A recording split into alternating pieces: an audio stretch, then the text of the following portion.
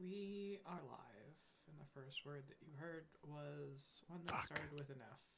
That's our two. Actually, it starts with a silent. That's our 2 fucks for the stream. Oh shit. All right. Well, everything's gonna have to be PG. Wait, we have 46 viewers already for those 2 fucks? 46. Now there's have 4 40 fucks. Oh Wait, god. Wait, do we have 4 D6 viewers? So we roll and see how many viewers that is? It could be 6 viewers. Wait, no, that's not right. No, it could be 4. I rolled can't pretty remember. Well, so 15. That actually 46 is probably about pretty close to what we normally get. Hi. Greetings. I wasn't saying hi to you guys. I was saying hi to the Oh. 46 viewers we have. I'm gonna squeeze this way. Am I watching a stream or a... Go on. No.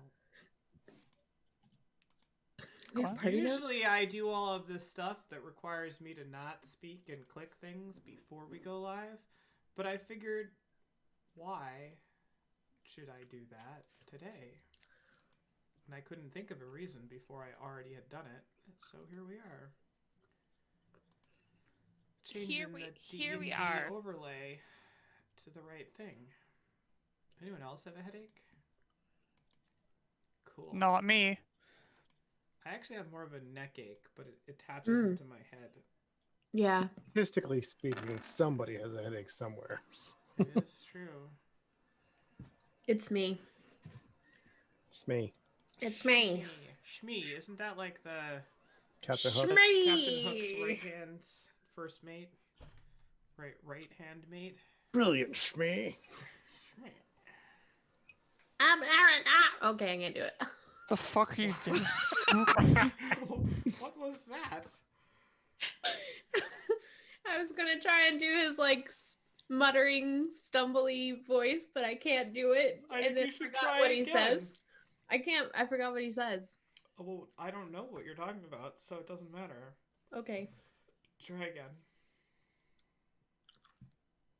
I'm holding you hostage here, Holly. Sorry, I can't do it. You can't try? Hold on. Nope. I'll have to look up a YouTube video about So it. the lesson here is never try. Yeah, as long That's as you right. never try, kids, you won't succeed. Or do anything else. It's Safer true, that way. but you won't have failed until you do. That's not true at all. See, you don't have to try to fail, but you do to succeed. That seems unfair. This is the disparity that we live in. Don't worry, Society. you can still fail if you try. It's not out the picture. Right. It's non-exclusive. Oh, Captain, I have a splitting headache. Sorry. What the fuck? What's happening? What's going on? Okay, I'm Oh. done. Holly, our Alright. our characters aren't linked Lost. anymore. We lost Why? 32 You, viewers on that. you lost me. Yeah. Let's reel it in here, like a small fish that we're gonna throw back. All right. Ah! So, welcome to Roll It Slant. Brings you presentation of Dungeons and Dragons 5th edition tabletop role-playing game, played without tables or tops. Here online. I'm gonna leave my top on. I'm sorry. You said without tables or tops, and I took it. I'm sorry. Hi, look at my cat. Cookie. PG. PG. The R-rated show is on OnlyFans. Subscribe now. So the same episode will be re-recorded topless on OnlyFans, which, given the cropping of the cameras, is probably okay. Probably. Don't know about that, but all right. All right. I mean, the cat's got the spirit. Cool. So, hope all of you had a phenomenal Super Bowl Sunday. Super Bowl? Oh my god, is that today? No, that was yesterday. Today's Today's Monday. It's on Sunday. I have no Oh idea my god, what was happened. that Not Because we today? didn't have electricity for part of it, and honestly, you know, I don't know. But you didn't come here for sports talk, so that's what Sports I'm going to ball. do for the next 15 to 20 minutes. Unless it's Dracora Ball. Dracora It's Ball Dracora Ball. is pretty snap. Chad the snaploid. Voluptuous rides again. Mm-hmm. In fact, he never stopped riding. It was continuous ridage. Also on the. Also on the OnlyFans. Yes. Thank you for finishing This that is- thought for me. This is why our channel is marked mature. Cool. Because of how Wait a minute, immature I am. This doesn't feel mature. I knew. I knew it doesn't. Cool. So, thanks, Roll20.net, for Thanks, Roll20.net. shining your spotlight program upon us. Kevin McLeod, where would we be without you? We would be a whole lot less musical, Is that just in the picture? likely in the same spots, Oh my god. and slightly more in violation of international copyright laws. Cool. Cool. Thanks, Kevin. Yeah, Thanks. thank you. Thank you. Thanks, Kev. So, what happened last week, Casey? Oh, yeah. I guess last week on the last week page, some stuff happened, which Beth Second will to now the recap last for us. Um, I play a goblin. Goblins do not have short-term memory or long-term memory. Goblins are like goldfish. It's true. That's racist, but sure. Name 3 ways in which goblins are like goldfish. Okay. They have Pizza scales. flavored. They have really Yes. wide eyes that see but also don't understand. They're semi-aquatic. I think we got to 3. None of those are correct for either goldfish or goblins. They both start with O, G, and then O is the second letter. But goldfish. They both start with O. Goblin is my favorite word that starts with an O. No, mine's I was- goldfish. I was one letter ahead. They Alright. both start with G-O. Right. Go. Thank you, And that's Kevin why it's McLeod. important to turn in early to our stream. Yeah, you get all this good stuff. All right. Well, And by early, I mean 20 minutes late. we've gone on long enough It's been here. 15 minutes from then. Yeah. Last time, on the last page time, we concluded a bit of an encounter in a cave just outside the township of Crennel Bend. Crennel Bend, of course, is the last rest stop on a long road out west through the desert to the paradise city of Nosriel. Crennel Bend, situated on the edge of the desert, and offers a jumping off point for that journey for both those seeking the pleasures of paradise and those also seeking to profit from the trade of exotic goods out in that direction. So,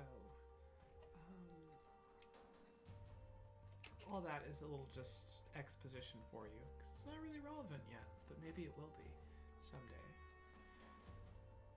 The super clanky writing long paragraphs. I don't know. Can't read that. It's too long. Gotta set Streamlabs to bop you with the band. So the party has become employed by Shavia, a witch who is a bit of a recluse and somewhat of a mystery to the folks of Crennel Bend, but living just north of the town itself, has put out an advertisement for adventuring party for hire. And because D&D is built around adventuring parties, and there were no other options for them at the start of the campaign, they have chosen to select this for various artificially inserted motivations to their characters. It all happened very organically in episode 1, which you can check out on our YouTube /QL766 semicolon K lowercase L capital F 345.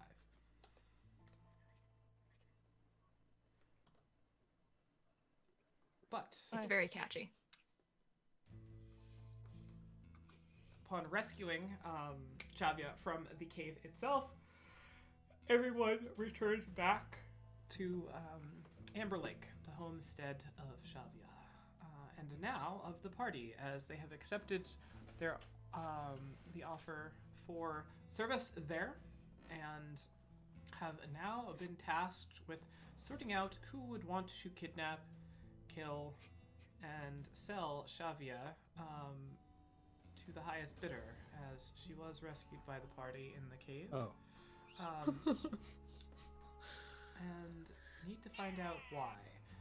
Party was also informed that Chavia does not recall the last year of her life, and has had almost all of her magical grimoire and arcana stolen from her house.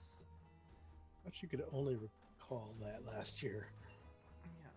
So, Party also found something unique and quizzical in the caves. What did you find, Party? Louise. Darling little elephant, cat, Rat. rat, person. I don't think it's a person. It's got human hands. That's true. I Magic really hope that detectors. that's not how we're going to be deciding Do- what is and isn't a Dora? person from now on. Dora, do you have human hands? I'm waiting. You're a person? I'm showing you my human hands. So this No, is you're squeezing it. And imagine. what the party has dubbed as Eloise, a whimsical creature of unknown origin. Unknown, pretty much everything. But it could be the key to everything as we jump into Krenel Bend here. You've made your way at the recommendation of Chavia to a certain location here in the upper right-hand corner of your map, hither. And I will reveal what I will reveal for you. It will be a revelation.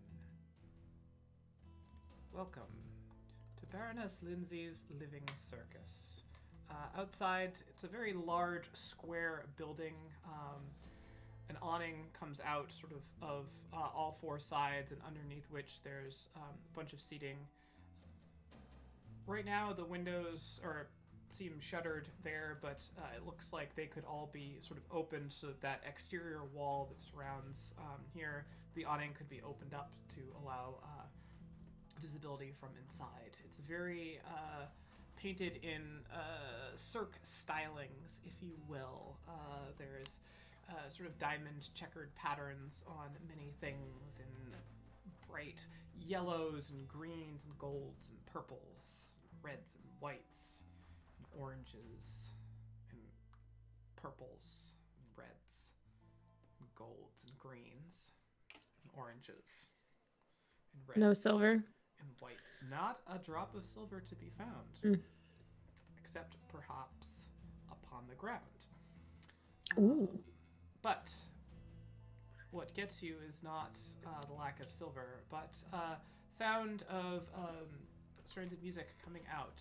An accordion sort of wafts lonely through, playing that brand of circusy music that pops into your head first.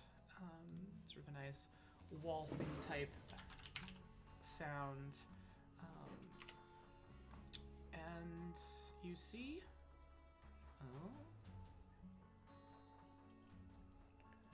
please hold. Please hold. Your call is important to us.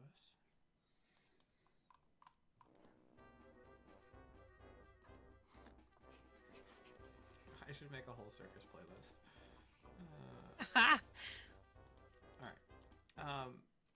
It's not quite that stereotypical, but why are all these so short? I swear I planned ahead.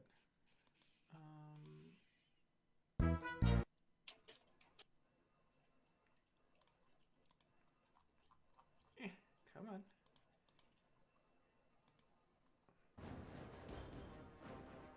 Whoa, that's not what I wanted. All right. Well, you don't get any circus music. I'm sorry. You're just gonna have to use your imaginations. Cool. So, looks all closed up. You are here in the morning. What would you like to do? Is there people around? No, you said it's closed. All the windows and doors appear to be closed up. There are like people around in the town. It's not like the town is like derelict, but I want to find Baroness Lindsay. all right. How would you like to go about doing that? I want to go knock on windows, shouting out, "Where are you, Baroness Lindsay? I have questions." All right. I'll follow. Going around, rapping on the windows, noticeably skipping the doors, apparently. You sort of make your way around the periphery of the building, just calling out. And eventually, the front door, one of the two sort of double doors that are kind of rounded up at the top, cracks open a little bit, and you see a halfling woman kind of stick her head out. Her eyes look a bit heavy with the weight of the morning sun now pounding in against her face. Makeup a bit over the top, very sort of bright rouge on the cheeks. Looks perhaps weathered in such a way as to hint that maybe this was the makeup from the previous day. Found its way to the morning light here, and kind of looks over all of you. And then the door goes. No, Closes come again. back. Knock on window. Please, it's so early. We're not open yet. I know. That's why we came. That doesn't make any sense. Are you Baroness Lindsay? Which answer will make you go away? The one where you open the door and answer my questions. Because if you're not Baroness Lindsay, I'm going to ask you the questions until you are. In my experience, they don't go away. Door opens Look. again a little bit wider, and you can see a halfling woman sort of. Door is open, but there's no figure there, and you see sort of in a little bit into the shadows. There's not much light inside. 'Cause everything. Apparently, there's no lights on inside currently, and everything is boarded up. And then you hear the sound of something dragging as she's slowly dragging a chair across, and then sets the chair up in the doorway itself, and sits down on the chair, and looks at all of you. She's wearing sort of a tight corseted kind of bustier in a brilliant sort of pink and purple sort of split down the middle, side and side, and then has black and white striped stockings that go down under kind of mid-length orange skirt, and she doesn't currently have any shoes on. As she sits down, crosses her legs, and looks out at all of you. So she's Okay. sorry, she's cracked the door and set a chair up in the doorway, so we can't enter. Grush sits down on the floor in front of her and puts Eloise in his lap. Will you help me work out what this is? Grush pets Eloise. Oh, well, that seems like a fantastic creature. Are you I here know. to sell? No, identify. Sell? No. Identify. Oh, well, that's a shame. I could give you a small fortune for that. I don't need a small fortune.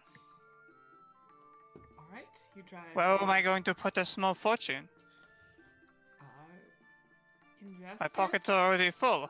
Reaches into the pockets and pulls out tinfoil. Interesting. Which exists. Which is very thin metal. Okay. So There's magic. There's gotta be tinfoil. you you have no idea of what you have? No. Oh, No.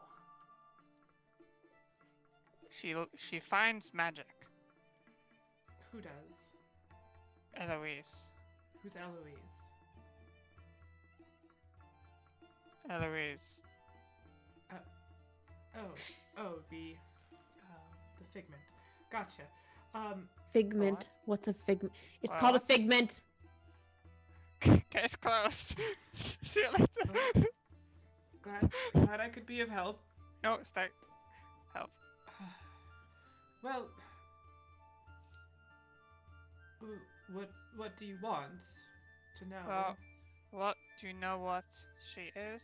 Yes, What is she? a figment. Okay, what is that? Well, I am an expert in all things animal, beast, fae. Anything that sparkles or dazzles or entertains or can be trained to be, profitable. But I haven't come upon my own living circus. And she just sort of like looks up and around. Her neck does appear a little bit stiff though. It's immersive.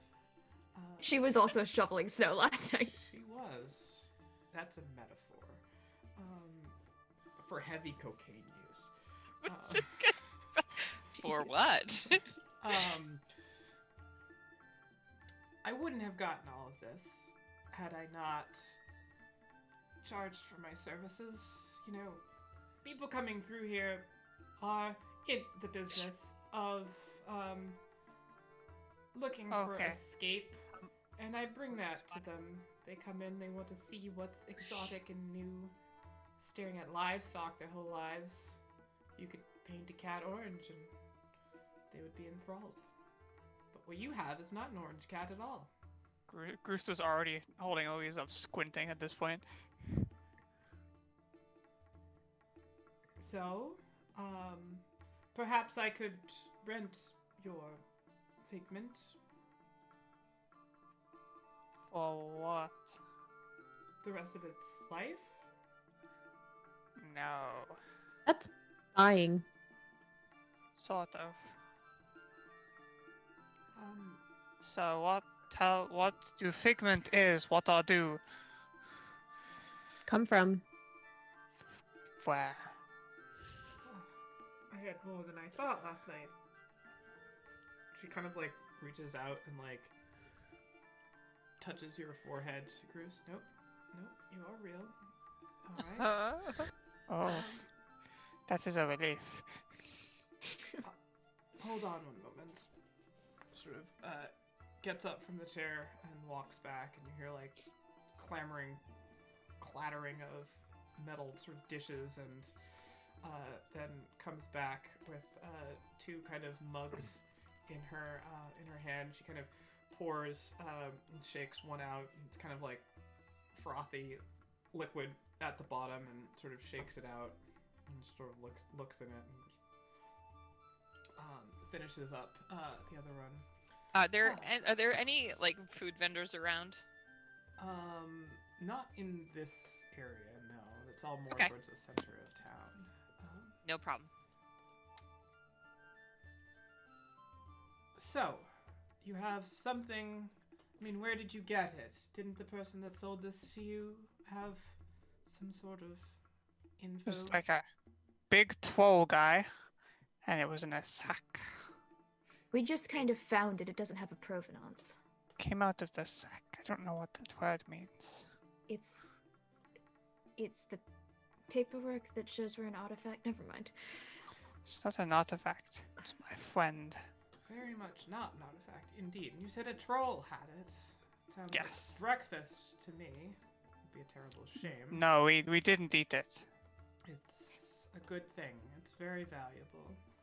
One The of a 12? kind, I would say, and I would be correct because I Oh. always am in matters of animals.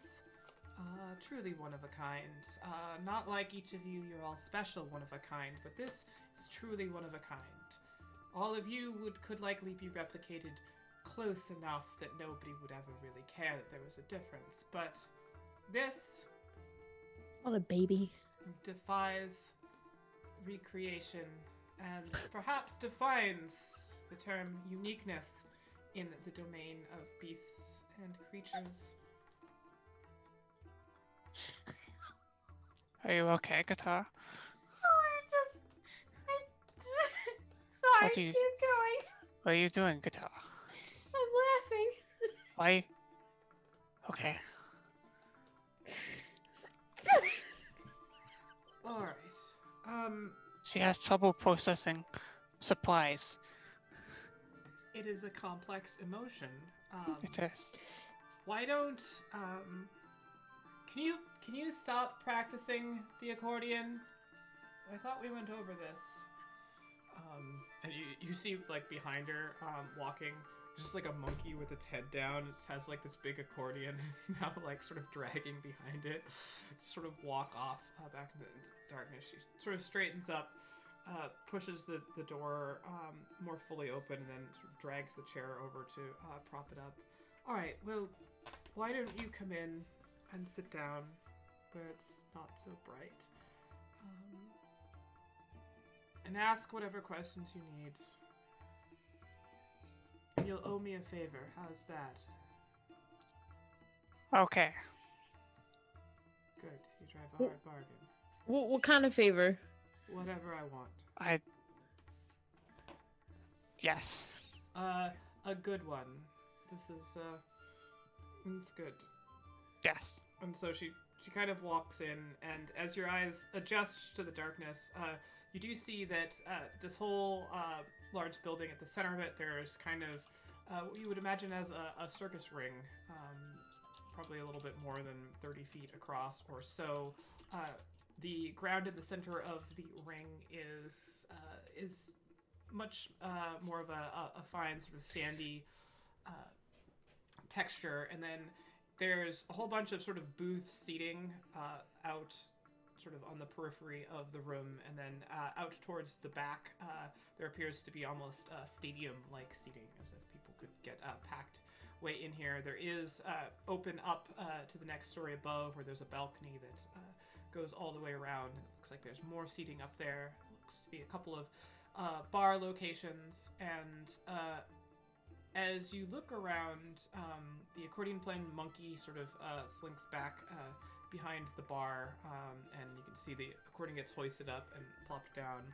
And you see up on the balcony, there's a couple other very colorful birds. One of them looks down at all of you as you walk in. You just hear, "Ah, we're closed! Ah, we're closed!" And she just sort of puts her hands to her temples, and you see there's a cat that sort of hops by everything. Most of it is orange, but there's a couple of streaks across it that betray its true colors. Sort of a more of a grayish, where it seems to have rubbed on something, and it sort of goes and it leaves little orange footprints as it goes by. And emerging from where the circus ring itself heads back sort of into a back room area, there's two purple curtains that cross there, and popping out of one of them is a dog that kind of resembles kind of a cross between sort of a Great Dane and a Greyhound. Not quite as big as a Great Dane, but that sort of lanky build. And it walks very elegantly out, and is followed by another one that looks surprisingly identical to it, and then followed by another that looks surprisingly identical to the first and second, and then another which looks surprisingly identical to the first, second, and third. As these 4 dogs sort of come out, she reaches out and pets the first one, and the copies of it just sort of layer back into each other until there's just one dog again. She pets it on the head, and it just disappears, and then you pause for a moment, and you hear some scratching over in the corner, and you see it over there sort of scratching, and as it's scratching, again, these copies of it just stack out until all 4 of them are scratching in unison. Infinite dog. Not, I've heard of those. Not quite infinite, but she is a handful. All 4 or 1. Doesn't much matter. So, she just sweeps her arm across a very uncleaned, covered in tankards and plates and crumbs table. She just sweeps it all onto the floor. The monkey comes over and sort of like picks at some of the things and then grabs the tankards and starts carrying them away. And she sits down, pull up a stool. Pull up a stool. Bruce sits on a stool. All right. Stand uncomfortably at the back. So what did you call I that think I'm thing? there with you. I think I'm just like, what is? Yeah. Penelope? Eloise. Eloise. Eloise. Is that the stage name or the given name? The friend name. The friend name. So does it have a... Am I its friend? Can I use that name? What do you think, Eloise? She says yes. Right. Good. Well, Eloise, welcome to Living Circus. Sorry, it's not showtime, or it might... And she's like addressing Eloise directly, just kind of completely ignoring all of you. Well, from the look at you, pretty young.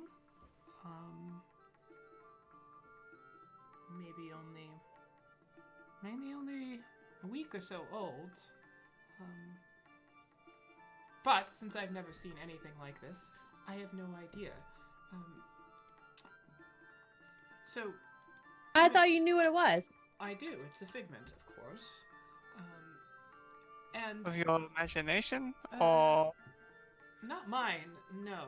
So somebody else's imagination? figments are creatures of imagination, yes, but also of latent magical power. But unlike the Fae, for example, it's not all sort of tied to the same roots. It's more pulled from kind of the pure nature of all things, right? So, say, for example, you were to go out into the square, and there's people everywhere, right? All those people are from different places, but all together, they make up the population of the square there. And so, think of this as what would happen if you took all those people and shook them up until they all sort of phased into one person, not really from anywhere, but, you know, have the parts of everything. It's a very magical process, and the further reaching you pull things from, the more exotic it can be. But you're missing one small thing in all of this that makes everything go. It's kind of like the glue in the cake. Keeps everything together. And that is... You don't put glue in a cake. Why not? That would explain why the cake has not sold very well.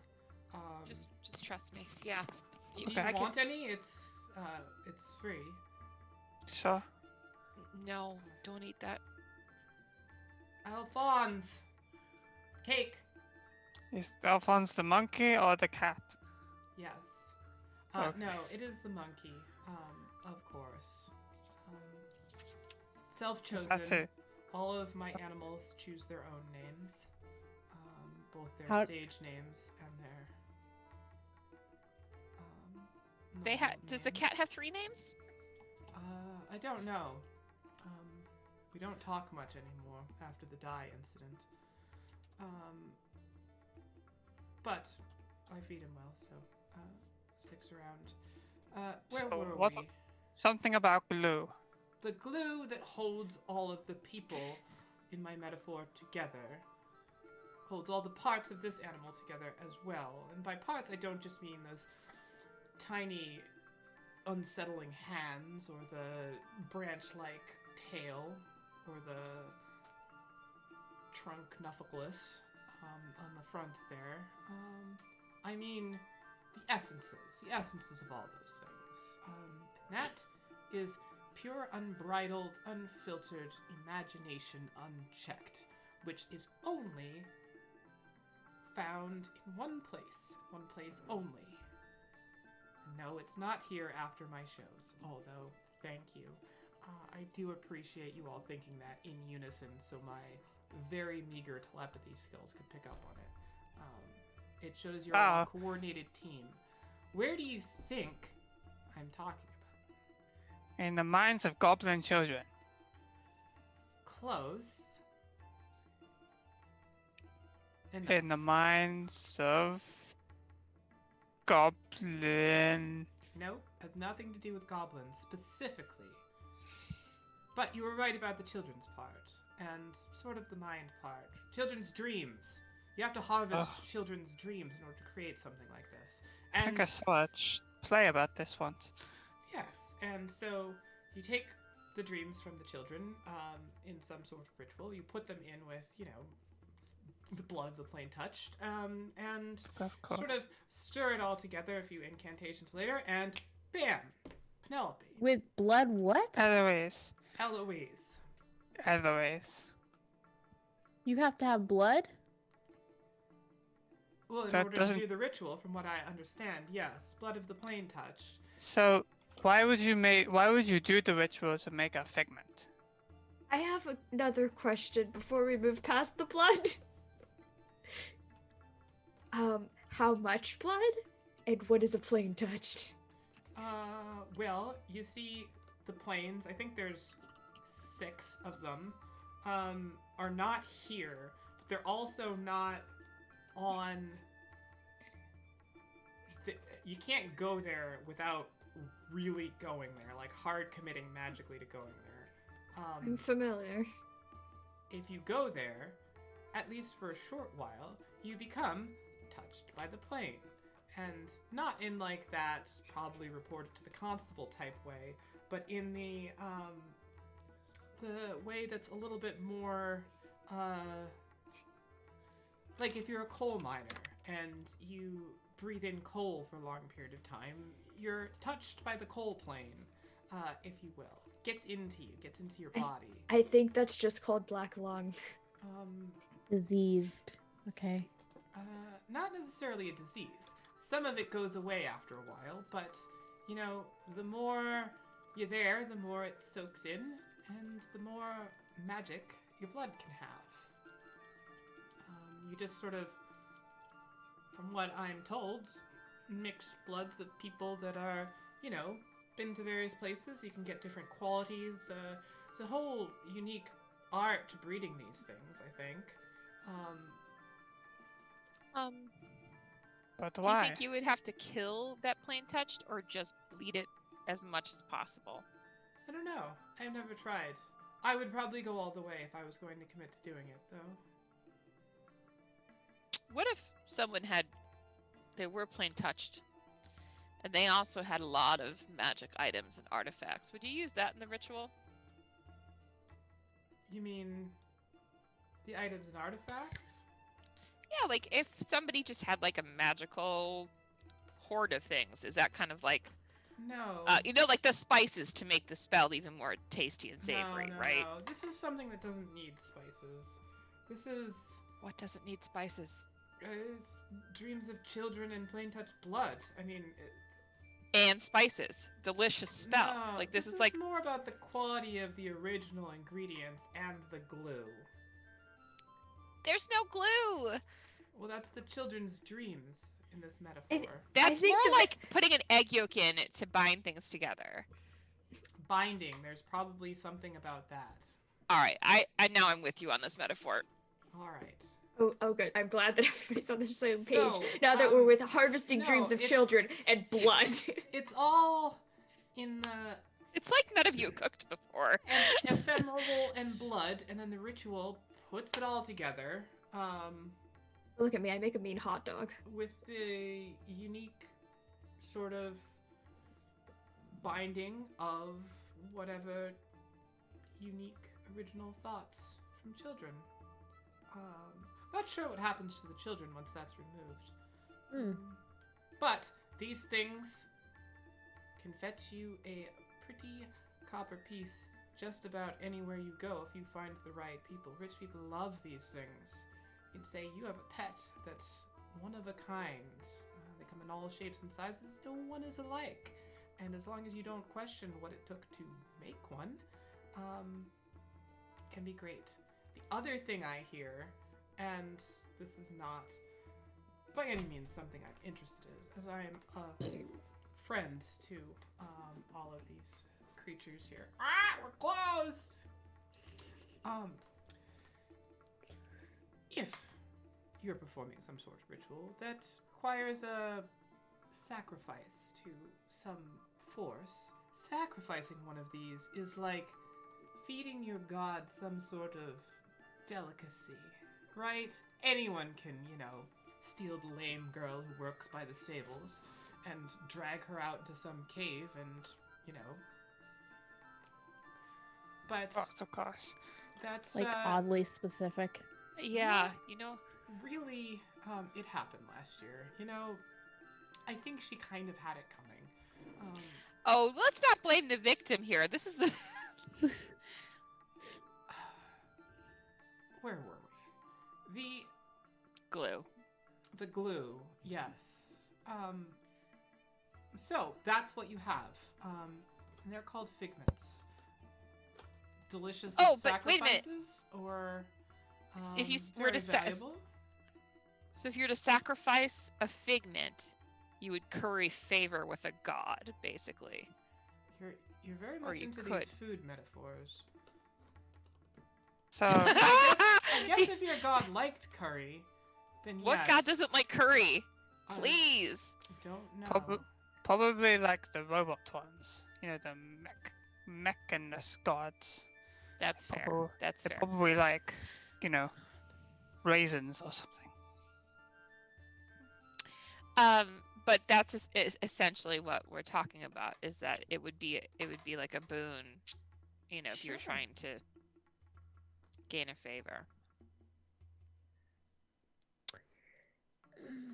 So, So are figments dangerous? It depends on the figments. Some of them are cute and benign. Some of them are capable of leveling entire populations. You really don't know. That's part of the allure, I think. They also are very, very particular eaters. Figuring out what their diet consists of can be a difficult task and not entirely intuitive. How would you figure out the diet of a figment? I've Well- tried many things. Watch it Tried 4 things. very carefully, and when it starts to eat something, that's likely what it likes to eat. Oh. Mhm. Alternatively, you can put lots of things in front of it to try to make the process go faster. Some Okay. die before they even figure out what they can eat. It's nonsensical at best, but I think the whimsy is worth all the effort. And you're are sure all- you don't want to sell this thing? I'll take very good care of it. You can come and see it every Yes. third Sunday. third Sunday. That's once a month. Oh no. Wait, you're only open once a month? No, I just can't give away free tickets to every night. not a very good business model. Okay, I have a question. So, are all of your pets figments? Oh, gods no. That's a cat. That's definitely a cat. Groose pointing at the monkey. The dog, the Played right the into my four trap. dog, The four That's dog's not not- a figment. No. orange pod thingy that leaves tracks behind. That's just a Figment? cat. Fire cat. Okay, fine. Okay. Parakeet. That's just an animal. Parakeet. Whatever that Little is. ones, you know, the budgie. It's a budgie. I mean, I have a ranch about a mile out of town where we keep the larger animals and they're brought in for the shows. I can't house everything here. It would just be a zoo. But you know, when they're not tired or eating the clientele, they make great for shows. I have a couple of owl bears who just laid a few eggs, and once those hatch, we can have the ever popular petting time for the youngsters until they grow too old and hungry. In which case, they'll, you know, become part of the show. So, I'm hearing only good things about Eloise. She's Yeah, probably I not going to mean- kill us. Here's- Other- I don't blame Eloise for how Eloise came to be in this world, right? Like, you can't Right. really. But how Eloise got here doesn't sound great. I mean, what's greater Maybe. than the dreams and imagination of children? Yes, but you said something concerning, like, what happens to the children after? This doesn't feel like, you know, draining a plain touched and harvesting the dreams of children. I can't imagine that the plain touched nor the children came out of this being, just fine. Well, but they made something trauma. beautiful. I mean, having children as any parents destroys you as a person, right? I mean, this is no Yes, different. but the I did not destroy my mother. She's Well, not entirely, no. Just on the inside. children, they're children. They're children. That's not the same. They're children. It's not the same thing. You broke Sahara. They're children. They're supposed to be protected. I So- don't make the rules. This is just how it happens. You came to me for information. If you don't like the information, I can make you all forget about it by dazzling you with some tricks of the fire cat. Oh, no, ma'am. No, ma'am. I think I love I'm the not information. blaming you. It's just a lot of, like, gruesome information to Okay. come. If you look In my closely ear- at ear anything, holes. it's quite gruesome. I mean, how do you think they make meat stew? Oh, I know how. I mean, do you want me to tell you how you make meat stew? Yes. I know Our meat full stew well. is not sold for days. Did you put glue in it? No, we ran out of glue because of the cakes. Oh, okay. Listen, if I ever decide to maybe venture forth or whatnot, you can hire me as a caterer, but I don't know if I've got the time for that right now. But I'm just saying Oh. your sales could go like triple fold. Yeah, we lean heavily into the animals. But people can't eat the animals. Maybe that's a good point. Maybe they should be able to eat one of the animals. No, I think you could. I think you could just do domestic. You'd be fine Why with don't that. you do? Why don't you think do that- just like little owlbear-shaped cookies? Yeah. The owlbears and the cookies. No, they're just cookies that look like owlbears. Maybe you do this whole thing where like all the food is vegan because you respect your animals so much, right? What like, if you took a cookie and you put the imagination and dreams of children inside? And blood. Blood. now Olive in her head, stony faced, but in her head goes, "That'd be a good cookie." Yeah, good fucking cookie. All right.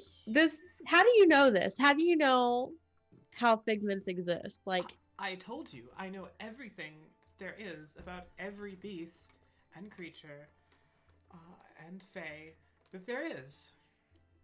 You just know. I just do. It's just like magic. Someone asks you a question about a beast and you automatically know. Like you didn't study anywhere. Like No, this kind read of knowledge books. can't be learned. It's just you're born with it, I think.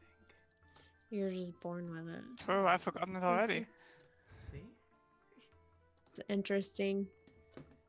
So, do we have any more questions, or do we Yeah. Okay. I would like permission to insight check. What are you? I am trying to get a feel for her. I'm trying to vibe check. I need something more specific than just I general am looking- vibe check. I am looking. I guess I'm trying to get a feel for to what extent is she giving us information that she at least believes to be true, and to what extent is she just talking because she likes the way her own voice sounds. Go ahead and make an insight check. Insight. 23, natural 20. All right, very nice roll. Huge. So you taking in sort of her surroundings and taking in the vibe of what she has put on, you get the sense that there is an element of an act of she's playing a character per se in all of this, and you also get the sort of like she is baroness of her very small castle, in which this domain, all things are as she says they are. However, within that, there is a sort of, albeit brutal simplicity and honesty to the way she appears to describe things and look at things in ways that may abandon normal, like, moral barometer of civilized society and take on something that's a little bit more straightforward. Do I get the sense that she is speaking from experience? Experience of animals, That's- yes. She's been around animals a lot. Okay. I guess that was kind of a stretch. I have another question. You said Eloise is like a week old, and Yes. that means that like some child was abducted recently, and their dreams were harvested. So, do you? I don't think you have to abduct them. I think it's a process that happens while they're sleeping. Oh, so you just like Once watch you them while they abduct sleep, someone, they don't have nearly as whimsical dreams, I wouldn't imagine. or they might have like terrifying. We could create really great monsters. People have done that. Interesting. So, like, there's just some creepy person walking around at night and stealing children's dreams. How do you harvest a dream? How do you do that? Well, it's not something you can just do. There are particular creatures that excel at just that, so you'd have to likely employ one. Wait, what kind of creature does that? What do I look like? Some sort of encyclopedia of all You types of knew. You said you creatures? knew everything about beasts. I don't know. Yeah, like, it's not you a might have the beast. answer. I mean, have you ever seen a goat outside your window while you sleep that just scampers off, all elated that it sucked out your most creative thought? No. N- You haven't. do- have 'Cause you? They don't do that. They don't. They really don't. No. The best I've seen one do is just shit on the windowsill. Well, they are jumpers. They do jump. They like to climb and stuff. You know. Okay. Well, I've heard of a blood witch before. Have you seen a blood witch around? You know where any live? Never seen a blood witch, no. I mean, I don't think there'd be that many, right? It's a singular, it's not a blood witches. It's a blood witch. Yeah. Do you? Why? I Do you mean, think I there's- imagine like someone had to like do the ritual, right? So like a blood witch sounds like the perfect person to know how to harvest dreams for one, and for two, like do the ritual with the plain touch blood people. It's a little Yeah. on the nose in terms of a nomica, but yes, that follows for me. I mean, there is a sort of old swamp folk myth about Blood Witch. Swamp folk. You know, the old growly. Never heard of it. Fair enough. Not from around here, I guess. She's... Oh, well, you know, come to think of it, I guess that does seem relevant. In the stories, they take the blood of exotic creatures to sort of amplify the power of their magic. The more exotic the creature, the more amplified. There was a story about them slaying a unicorn, and they were able to, you know, make themselves 8 times larger, and then, you know, terrorize the city. The hero comes in with a sword. The sword is too small, it's a bit, but tiny nail to them, perhaps, and they need a bigger sword, but the sword is not hard to get, so if they go on the quest and, you know, onward, fast forward to the end, it turns out that it wasn't a sword at all that they needed. They just poisoned her. Wasn't a very good ending. I think the bard, you know, kind of lost focus about halfway through. What was that person's name? The bard? No, the I think swamp it was person. Tamarin. Tamarin. But I meant like the swamp person. You called it a Grinch? What? No, it's a myth. Swamp folk myth. It wasn't Oh, okay. I thought it had a You know, name. My passed bad. down stories.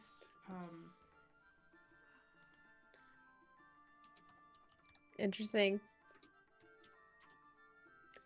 All right.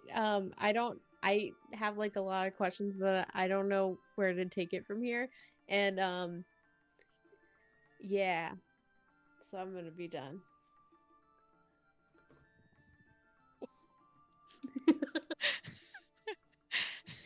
Casey, Most surprising 1, character choice ever. Holly 0. I just turn towards Olive and I say, Did she get abducted? Did she get body snatched? I don't Did we know. lose a party member and not realize? Maybe. I just feel like we're gonna go in circles, so you know, if you wanna, I think that's I'm wise sorry. of you, yeah. No, I'm not feeling like myself and today. Zahara just like comes up and takes her face very gently in her hands, and she just says, "This is good. This is character growth. I'm very proud of you." And then I just pat you on the cheek. Did any of you, thanks. while you're around, if you see half of a ferret, I've misplaced one last night. Is that Just your half. favor? That's fun. Half of a ferret. No, it's not worth a favor. Just, you know, magic tricks go awry occasionally.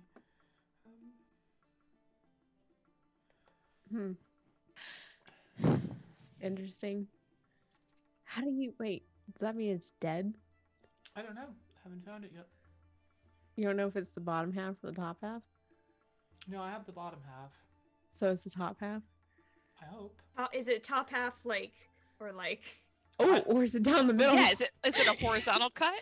I do 4 of them at once, so sometimes they get. So wait, are we looking for 4 ferret halves? No, I found 3.5.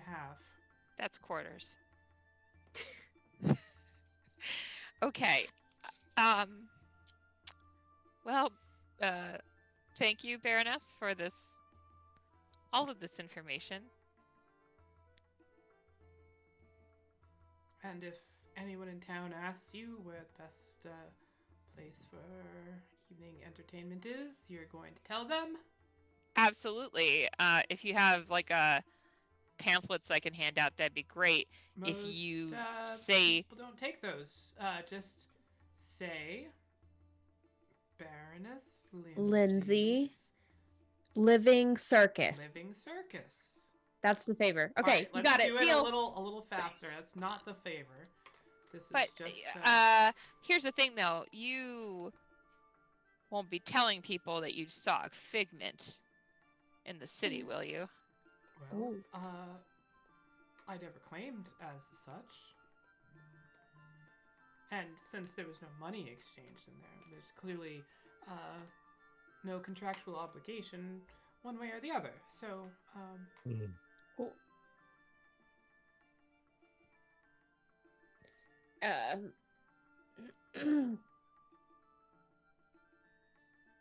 well, I should be getting to cleaning all this mess up. If you need anything, you know where to find me. I don't leave too often, or the animals rule the roost. One final question. Of course. Have you ever heard of a figment being returned? The dreams being returned. Can it be undone? Undoing a figment? I don't know. I have heard that there are some coastal aquatic creatures that can unbirth their children in times of great need. So maybe. What? Okay. Does that mean eat them?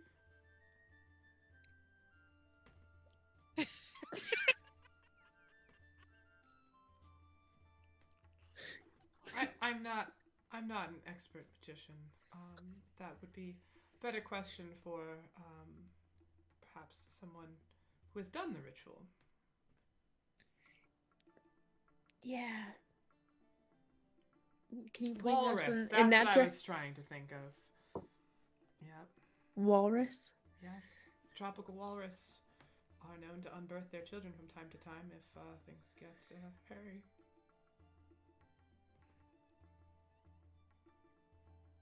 It means eating. No, I know. I have some biological questions associated with that, but I don't actually think I want the answers. Fair enough. Nature can be a little too much for people. So, sure. I mean, anything can be undone, right? Except for that cake. I don't think Because we're you ever getting glued that it off together. the plate. Okay, well, Baroness Lindsay's Living Circus. Yeah, I will without the sing melody. people your way. I'm gonna sing it to everybody I see. Okay. So, Have an uptick in sales, you'll know why. That's right. What time do you open? We open at noon. Thank you. First show Little- at 5. 5 o'clock. Peta, Yes. I need to go. Close. I need to go to the food stalls. Okay. Thank you, Baroness. Oh, to find it something to eat before it dies. We I are- got it. Yeah, Okay. I think we've overstayed our welcome. Now you're with me. Well, that's impossible. We were never really welcome. You are very, very correct. I'll Oh, look, the door. And I leave us out. As the doors swung open by the monkey and you all head out, like all of your passive perceptions. Oh!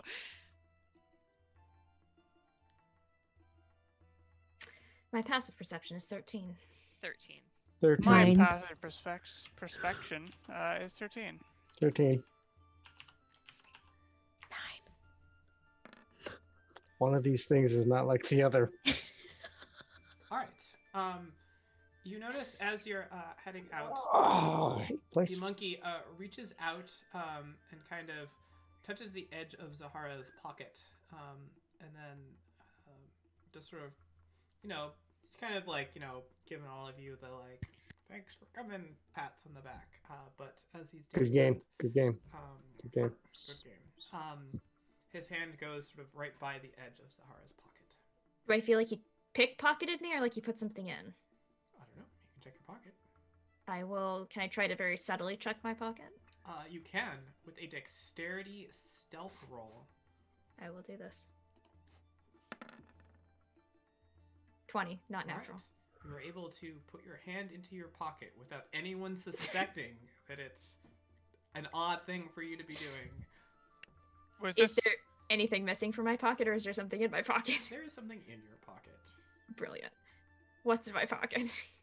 Do you take it out to look at it? Where are we? You are in the threshold of Baroness Lindsay's living circus.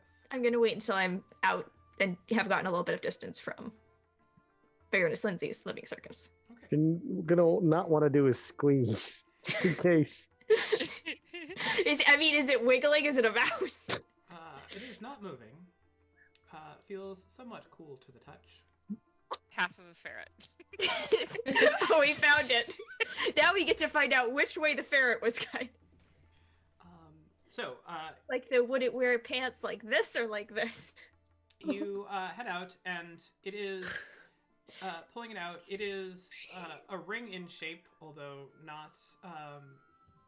It's a bit bigger. It's probably about 1.5 inches or so, 2 inches in diameter. Made of a metal that's pretty light, so it's not like a heavy iron or something like that. But Tinfoil. going around the edge of it, there is an engraving. Engraving, say. What languages are you proficient in? I am proficient in things. Thanks. Those That's really ones. helpful. You do not know what language it is. Okay.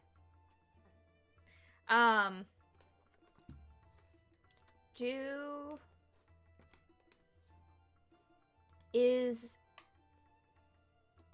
this the last bit of that? I can determine the monetary value of art objects more than a century old. Does that mean that I can identify whether this is an art object, maybe like what era it's from, if it is?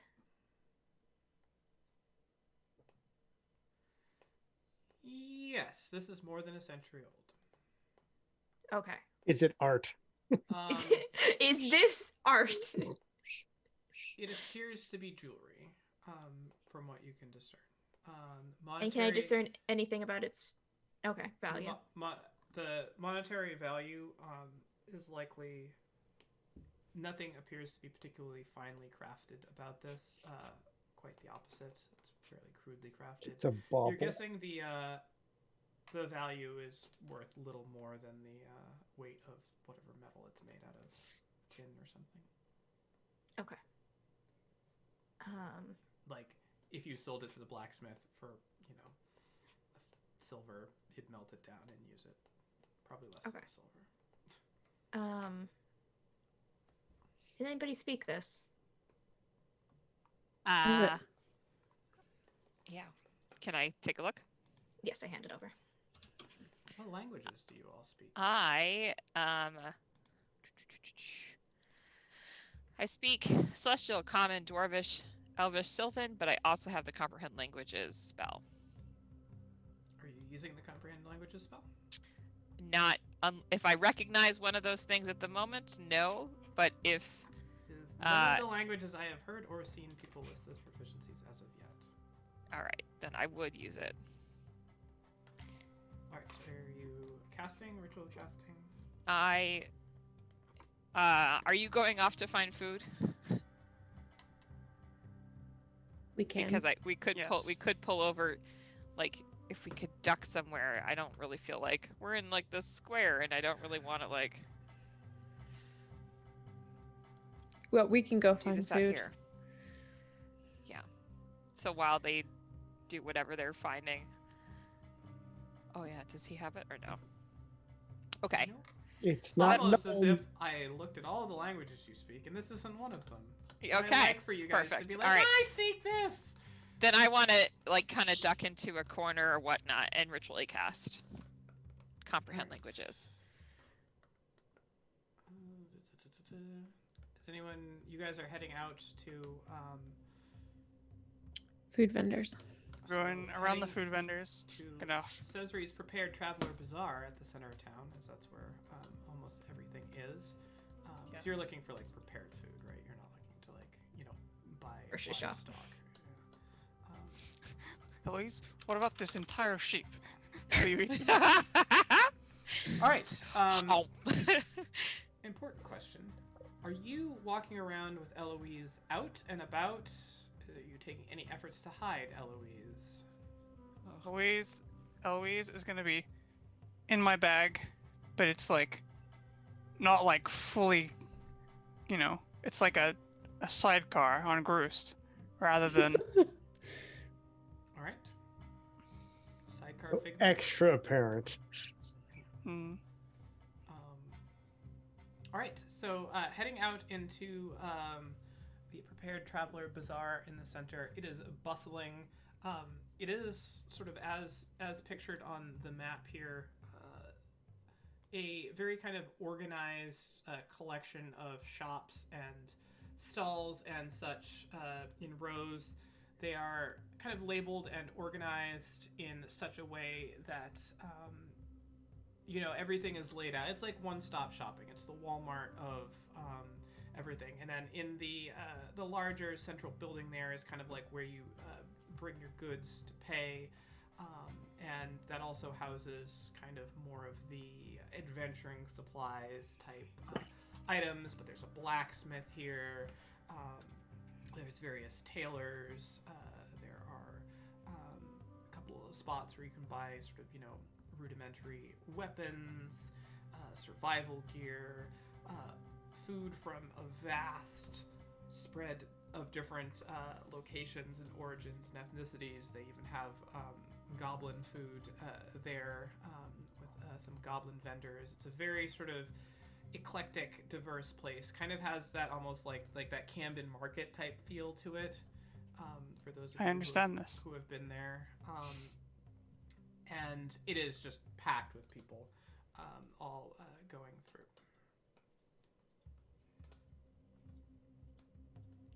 I will start just buying samples of stuff. and also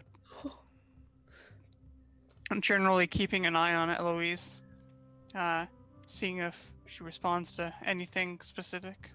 All right.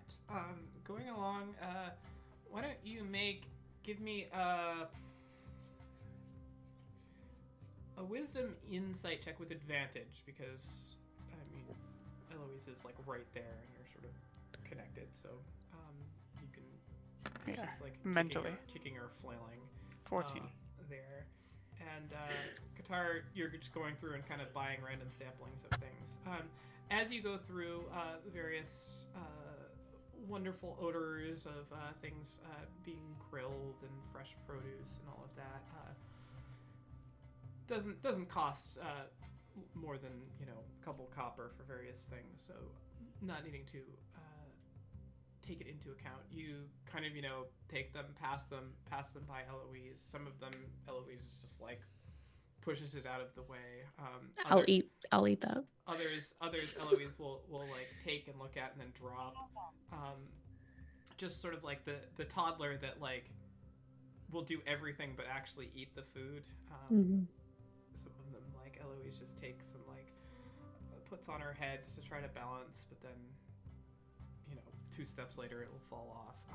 And nothing comes to mind. And as you get a bit further into the bazaar, going through, you look and see there's a woman there with a stroller as she's shopping, and you look down, Groost, at Eloise, and she starts almost like vibrating in the pouch.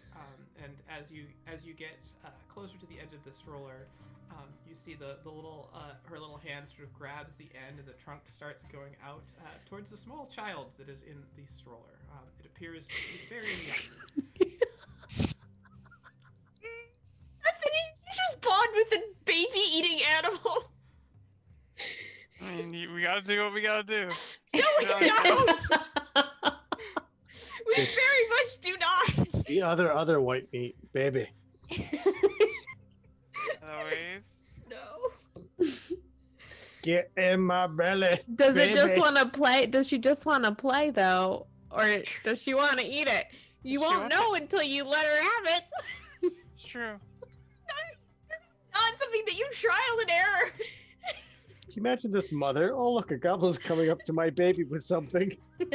Oh my god, it's attached now to my baby with the goblin drop. Gonna carefully wiggle the trunk back into the bag. Eloise. It slinks back, and for the first time, you hear from Eloise. No. Okay, you can eat the children. Do you want to play, Eloise?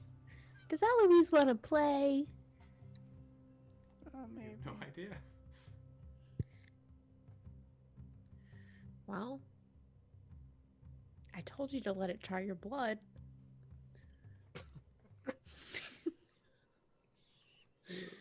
Jesus. All right, Maybe- what would you like to do?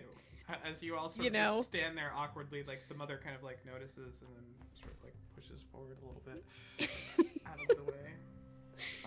Okay, I have concerns.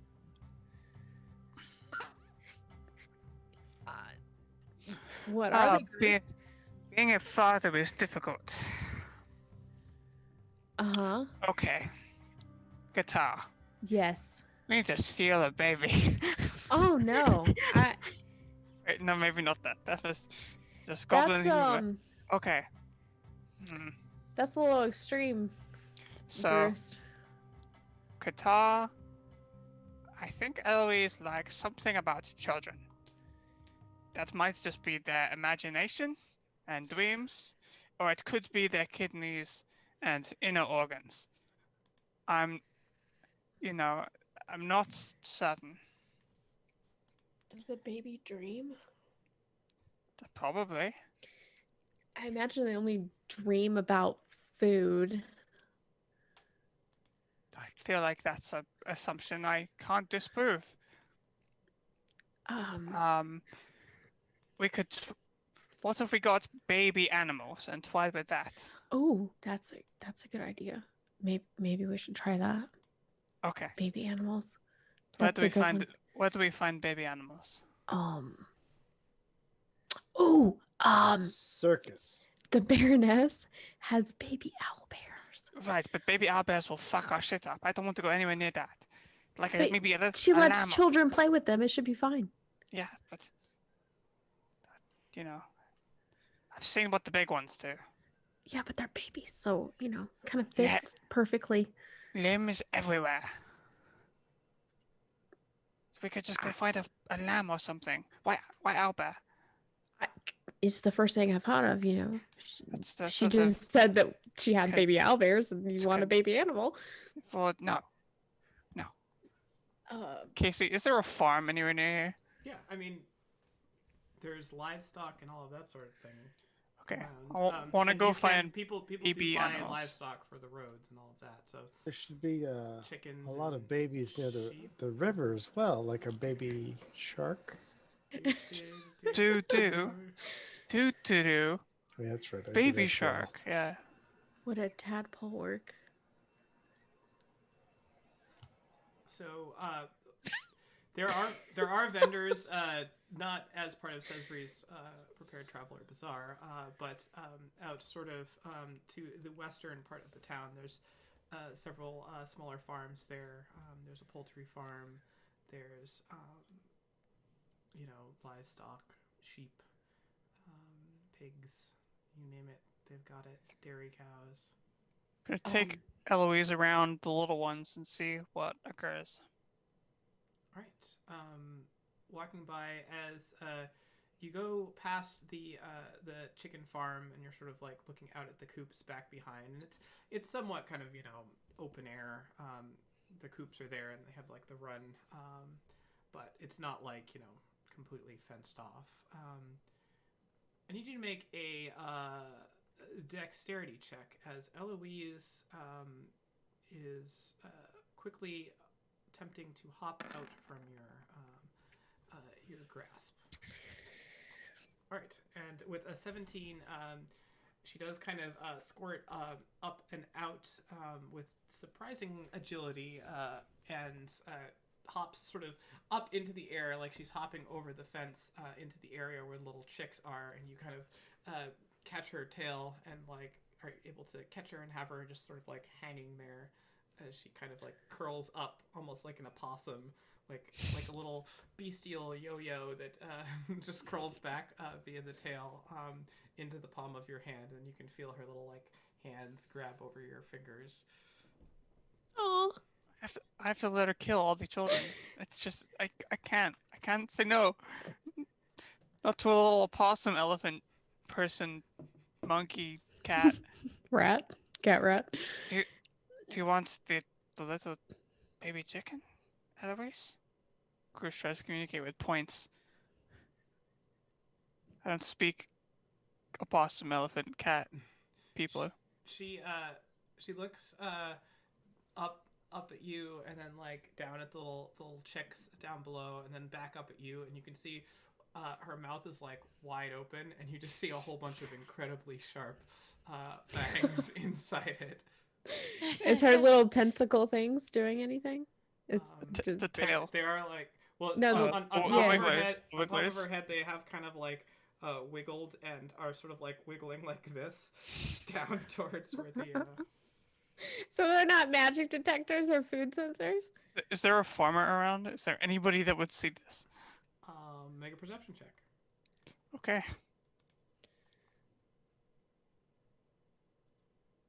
Oh. 21. Looking around, there are people that are sort of like, passing by, but in order to get up to these chicken roosts, it's a few steps off of the road itself. So you're probably maybe about 10 feet from the foot traffic, and there doesn't appear to be any sort of like farmers owners around.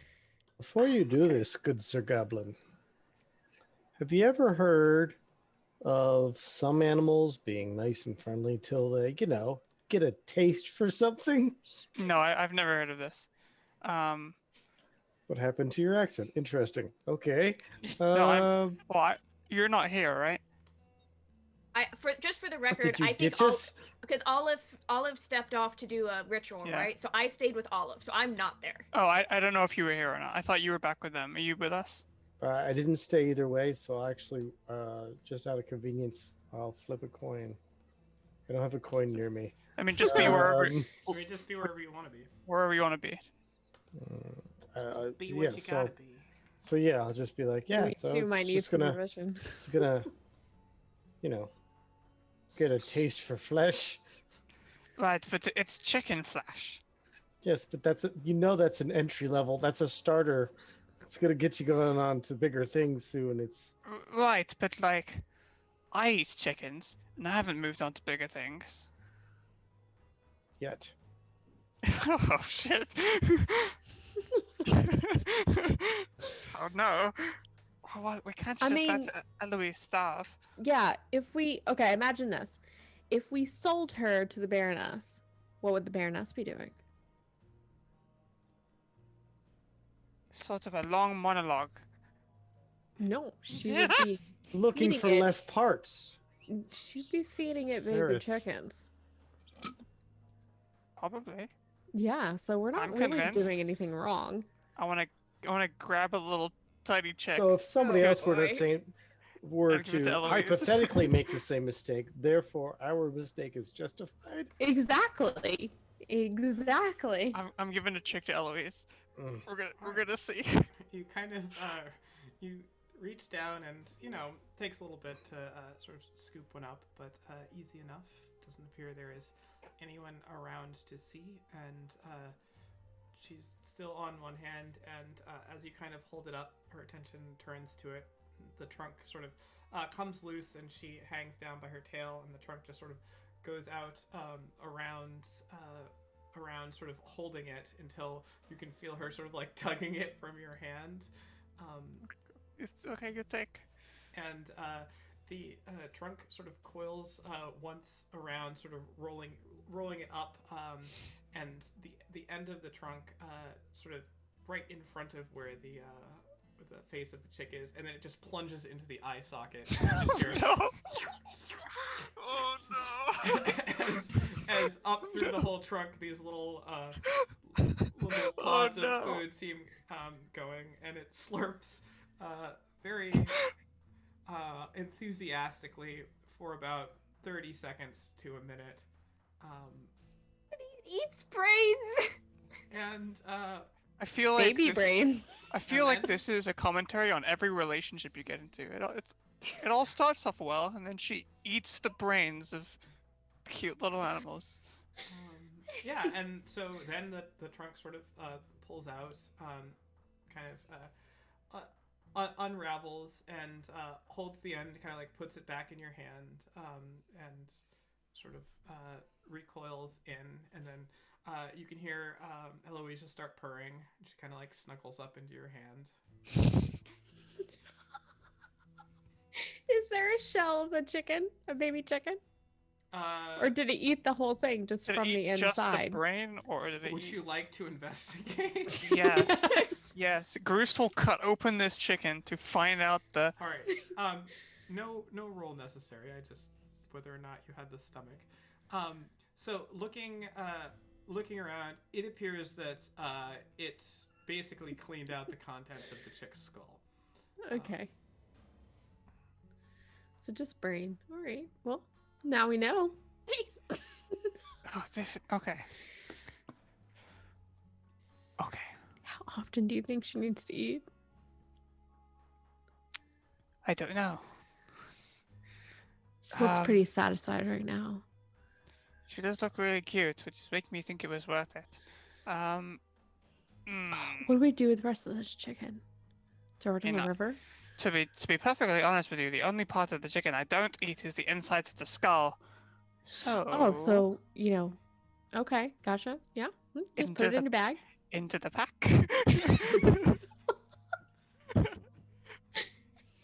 Let's go. Please You add can have olive cooking something brain- really nice. brainless chick to your inventory. Adding it to my character sheet, Kaylee. Olive. Rot in your pack. In a much quieter location on the edge of Cesari's Per Bazaar, it's easy enough to find a tree or something, the bench underneath it to sit up and do this. And going through, you let's see, where is this? Comprehend languages. Understand the literal meaning of any spoken language you hear. You also understand any written language that you see, but must be touching the surface on which the words are written. It takes about 1 minute to read a page of text. Doesn't decode secret messages, text glyphs, arcane sigil, or isn't part of a written language. This is indeed a written language, and it sort of coalesces into common in front of your eyes once the spell completes. And the phrase that's sort of written in one coil around the ring is, "In dreams of the sleeping Titan does passage await."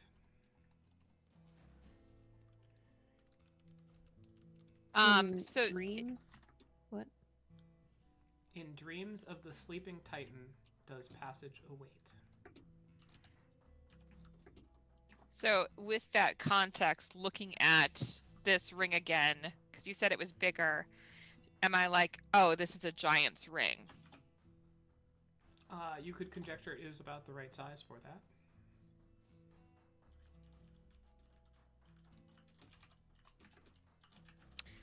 Well, Zahara, if you and I ever find a giant person to settle down with, I guess we could have a ring to propose with, I guess. That just takes a huge weight off my mind. I mean, what else could be bothering me right now? Absolutely nothing. Nothing. I mean, everything seems fine. Zahara is also just like, she's just been crouching next to you, looking very uncomfortable with all of the magic you're doing, and she seems to be like compulsively rebraiding her hair. It wasn't distracting at all while I was trying She to kept perform. like hitting you with the ends of it because she was doing it like on the same side as you. And I'm like, And I'm like focused on my book. It's okay. We just need to ignore her. Arcane. uh, there's a lot of dreams that seem to be a common theme today. Yeah. Dreams of the sleep. Passage to what? Sleep. And you don't know what language it is? And I guess talking about a giant, maybe it's giant, I guess. It doesn't let me know what language it's written in, my spell. It just lets me know the but if we had time to go to, I could pop into a library and look up ye old book of languages. I mean, I'm sure we could compare it or whatnot. So, I think I've just taken the time to quickly. Oh, could I do like a quick rubbing of the engraving on the inside? Like a dry rub? Yeah. Got a chicken we can use. So that way, if I want to go to a library, I could pull that out instead of like the ring, Yeah. You can. out. It's engraved, so you can kind of. Like I just kind of. Yeah. It's more like I want a few characters. Yeah. Okay. Transcribe it. So I do that really quickly, and I fold it neatly, and I pull out my book and kind of stick it in a pocket in the back, and you kind of like see like all these other types of scraps of things like that, and I'm like, I'm really sorry, and I just put it back in there, and I stick my book back in my pocket. So Zahara still has like this very like conflicted look on her face because like every time you do magic, she looks visibly uncomfortable, but it's like the book part of it, she's like almost curious about.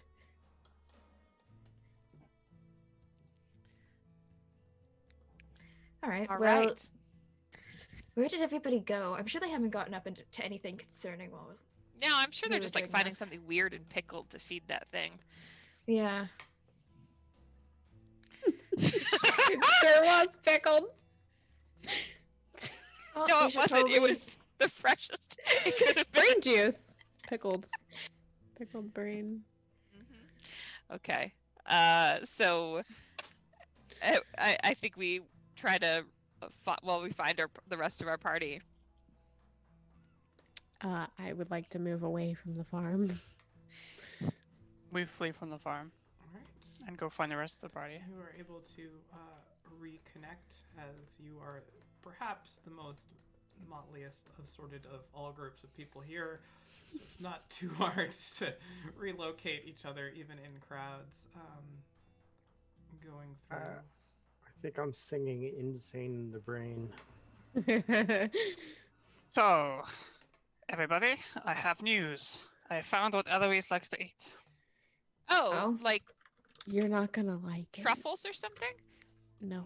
No, it's exactly like that. she eats only quiche. By I mean, quiche, I could make that. That's not a problem. the brains of children. Sorry, can you run that past me again? Or hold on, or chicken children. Maybe other animal children too, but always the little ones. So Maybe far. I'm never gonna cook that for her. Well, That's fine. not necessary. she I hate to ask this, but how did you find this out? So we were in the market, right? And I was like, "What about this, Eloise? There's some like cheeses here. There's some brie. Oh, there's a child. Oh, you want the child? No, you can't have the child." Okay, good. So we went looking for and her baby little- animals. A little trunk reached out for the child, and I was like, "No, not the child." They did we went- linger near the child for a Yeah, while. we kind of discussed feeding blood to it in front of this baby's I mean, mama. I'm very glad you went with them. There was there I'm was not. a moment. There was a moment of consideration, but Aw. that just shows I was taking this matter seriously. So then we went to a farm where That's there an were little interpretation. baby children. Baby baby children? No, baby chickens. Chicken children. Okay. And Eloise tried to get out of my bag, and I caught her because she wanted the little chickens. And so I got the little chicken, I gave it to her, and she had all these sharp teeth. I was like, oh, she's going to eat it. No, I don't know what the teeth are for. Maybe just for show. She like stabbed her trunk through its face and ate its brain. Yeah. Okay. So, step one. We Kill it get with fire. We get a Oh. leash for No. Eloise Oh. No, Oh. with a harness no, we just have because otherwise she'll be able to get out of a collar. I'm very worried that we were just told by Baroness Lindsay that we just walked in and barged in on her early morning look. and asked her all these questions, and she told us these terrible, terrible things about how I put my hands over Eloise's ears, how Eloise was created through terrible, terrible means, and Eloise probably heard it. Oh, Look. why am I bothering? And I lift up my hands again. I And I'm don't like, know either. Eloise wants to eat the brains Eloise of infants. takes her hands and puts them over her ears. I think okay. think the human hand should have been a clue. What? You have hands. Yes, because I'm a person. But do you Yes. eat babies' brains? Yes. No. For Well, then someone- how is that a clue? Look, wait. There were many animals that would eat the young of other animals, right? It's not that uncommon. Maybe, The Maybe walrus. she was just unbirthing them. well, that's weird. Then every time I pull my sword, I'm also unbirthing something. That doesn't mean it's always a good thing. So I just think we need to teach Eloise that eating animal children is okay, because we do that, right? I mean, I do that. I mean, technically, yeah, veal and Exactly. lamb. It is Okay. perfectly normal. So we just have to teach her that people's children are not okay to eat unless you're a giant dragon. No, that's still not good. Still not good? Oh, sorry. Eating. Let's just lay out a baseline really fast. I know we haven't known each other for all that long, but let's just set out a nice party baseline. Eating children is bad. Well, I think that's What about eating veal or lamb? Is that bad? Eating people children. Oh yeah, But- we agree on that's, that. I think that's what Groose But- is saying. But why is it different? We're Because not they're gonna. people. Oh, because they're your people. Well, I wouldn't want Eloise eating goblin children either. I wasn't specifying elves. No, but like, I'm sure if the sheep were talking, they'd be like, well, not our children. It's a That- sheep. What All do you mean? Here's the thing. Let's draw the line here. If I would cook it and put it on the table for all of you, it is okay for it to eat. But it's Chickens not are gonna okay. eat that. Lambs are okay. I would even feed you squirrel. Baby squirrels are okay. What? Do you know what I mean? Like, Well, it's fine. But it just wants the brain, so like Yeah. So this is I'll this cook is the rest. no, Maybe we'll this be is- sustainable about it. this is ideal because you don't cook the brain, right? Not usually, no. Well, so you just give the little thing to Eloise, and she goes. And then That we could cook. work. And then we cook and eat the rest. What? speaking of which, we have a chicken for you to cook. So, Oh yeah. Here's Bruce. the chicken. did you- I take the fluffy chick that they just handed me, and I'm like, It's a little bottom I- heavy. I don't think I can quite cook this. It was more of a moral code, as if as an adult I would cook this chicken for you, I guess, but not a baby chick. Well, Right. that's what we're trying to say though. Like that's what Eloise wants. She wants the babies. It's okay. Maybe we'll aim for lamb and veal and we stuff also have not distinguished whether Eloise will take dead ones or only fresh. It's true, but something about the cosmic irony of the great God above us makes me think that perhaps it will only be the alive Living ones. ones, I think. As you're all sort of having this conversation, a man in sort of crimson and purple robes comes over to you and just sort of extends out his hands.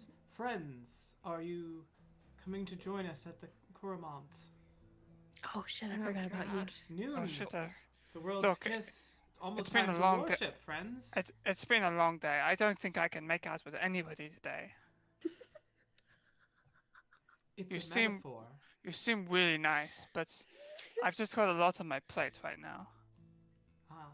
Well, perhaps through the world's kiss, there can be even more bounty upon your plate. Should you come worship with us? You're so pushy. I just want to be friends. But leave me your number. Capital FWENDS. And Friends. I mean, should we go? Maybe. I mean, really, today's already so goddamn weird. We might as well. I experience all the weird. Hold on. Hold Hey, on. you guys are getting used to it. Why are we okay with that? Get No. all the information in the beginning. That's what we need. I mean, if I could sit in the back and path. just read, that'd be fine. I mean, Olive thinks that to herself. It's afternoon now. It's before noon. That's what the thing was, noon. At Right. noon, yes. Okay. And this guy has like come up to you and then like moved past. He's kind of just like going around the town to everyone. Do people seem receptive to him as he's going around and talking to people? Mostly people are just like, yep, okay, and going. The people who seem most receptive look like they are not locals. And he They're seems all to- satyrs. And he seems to be going up to people who look like they are not from around here. And this town is kind of split 50-50 in that there's a lot of people that look like they're traveling, sort of dressed a bit sort of above the normal sort of like working class standards. They're not like, nobles. And then there's like the people in the town who are, keeping all of the proverbial lights on, etc. And that. And those people are just like, go away. But everyone else is like, oh, that sounds like maybe something. I mean, I So don't what- really have an objection. I'm not really a worshipping type, but we could see what it's about if you want. I've sort of already, I'm committed to a guy, the great goblin of battle. Yeah, you are definitely committed. You Yeah. could kind of say that I'm committed too, but like, Yeah, the great goblin of battle does smile down upon you. The rest of you, though, you're going to die in the great goblin uprising of the future. I look Sorry. forward Thanks, to it. Grist. It's just. I look forward to dying on your sword. All of you at the same time, sort of mid-conversation, hear a voice in your head. You hear, so just anything I say, they'll all hear it. You go, when does it start? Is it now? Okay, it's going. Hey guys. Is that just- you? Just checking in on that whole Blood Witch thing. You can reply to this. It's a little bit new to me, but I thought we should all be able to talk to each other at any time. A little intrusive. Sorry, I probably should have told you, but yeah, how's it going, Blood Witch?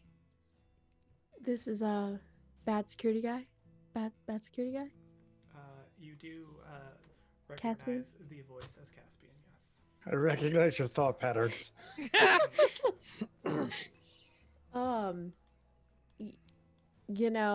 I don't feel like we should have this conversation out loud in our heads out loud.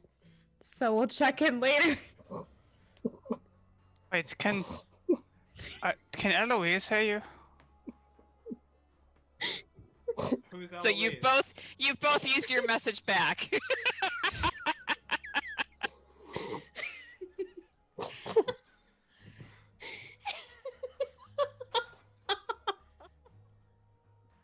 I lean over as if I'm whispering to Sahara, but I'm answering him back. Sahara can also hear this, but I look like I'm like whispering something to her, and I'm like, She jumps a foot in the air and then realizes what you're doing and forces herself to stand still. chill out, kiddo. All right, so you're also, I don't know, a little scant on the Blood Witch, a little more on the creature. So still trying to puzzle it out. If you can help, give us anything. All right, you name it, I'll do it. Kind of slow day here.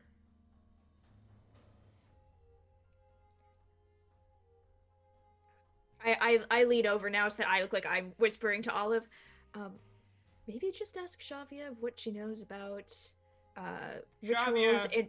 involving blood and children's dreams. Actually, you know what? Never mind. Check that. We'll ask her when we get back. All right. So can they just hear me or you too? So it's just me. Okay. So I'll have to be a go-between. All right. I think they're fine now. Have you done lunch yet? Do you know what we're having? Oh, that's a very interesting question. We did lunch. Some of us did lunch. If can I reply back to him one more time? Sure. I say, would you ever go to a service at the World's Kiss?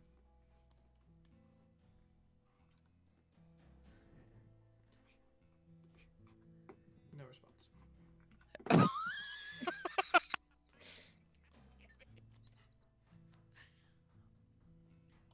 So,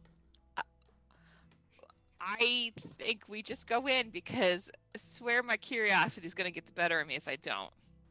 It's one of those things. You try out every religion once, and then you don't have to stick with it. Unless I'm following a goblin All right. god, Right. and then maybe that's the right god for me. Exactly. you all Finally, like you to are do? understanding. You have more information. You still not entirely sure about the Blood Witch. You're a little bit more sure about your adorable friend. And you have a couple other unfinished questions, some of which Shavia may know the answer to, other which may require a little bit more digging. And you have an invitation to attend a religious ceremony for a religion that you're unfamiliar with. So while you decide, we will take a break. Chat, if you have any preferences, I will just do whatever chat says instead of listening to players, because that's obviously a way to cultivate a healthy narrative. Cool. So back in 5 minutes for the thrilling conclusion of the last page.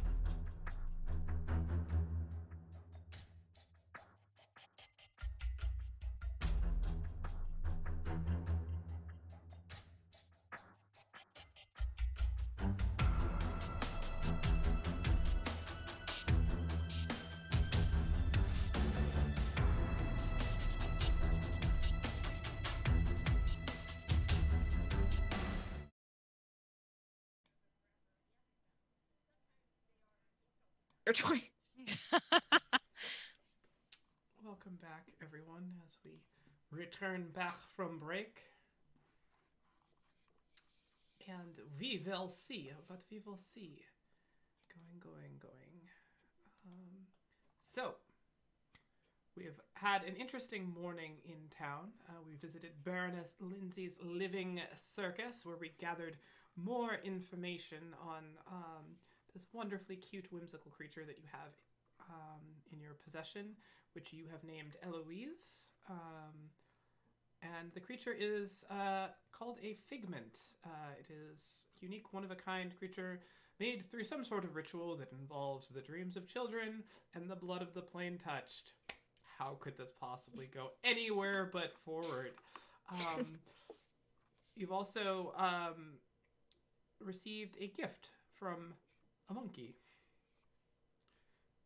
which bears a cryptic inscription on it. What could it mean? Could it be a clue to something? Who knows?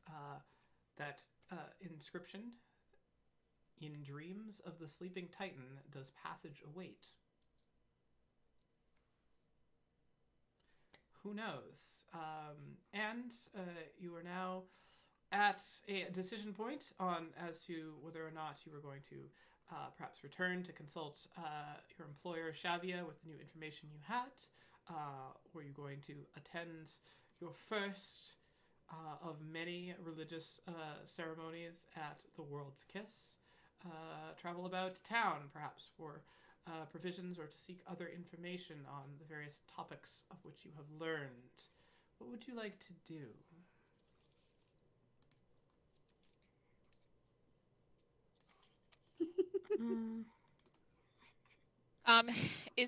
Is this a place that looks like it has like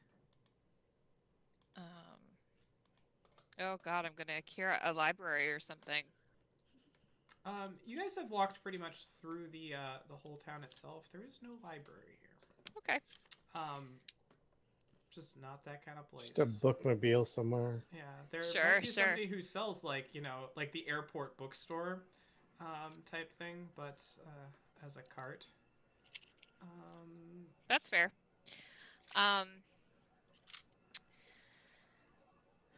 So I feel like we're coming up short on the whole Blood Witch thing right now. It is true. We have not found a single blood witch. Wait. Maybe Eloise knows where the blood witch is. Oh, because she came from there. Well, blood sacrifice, blood witch. These words all have words that are the same, like blood and blood witch. We need to talk to Eloise. How can we communicate with Eloise? The Olive, Baroness. you are a wizard. Yes, I Do am. you know any, brain things to talk to creatures of a cute variety? Cute is important. Not at this time, no. I mean, Eloise has. Oh, hang on. How long is my comprehend languages for? Oh, 1 hour. 1 hour. Hey, Eloise. Learn language and say something. Eloise looks up at you. I don't think it's really gonna work, but is Eloise making any noises? Purring slightly. Do the purrs mean anything to me other than happiness? Nope. I got nothing for you. Okay. Did we hear anything else about where we could find information other than The old Baroness? people.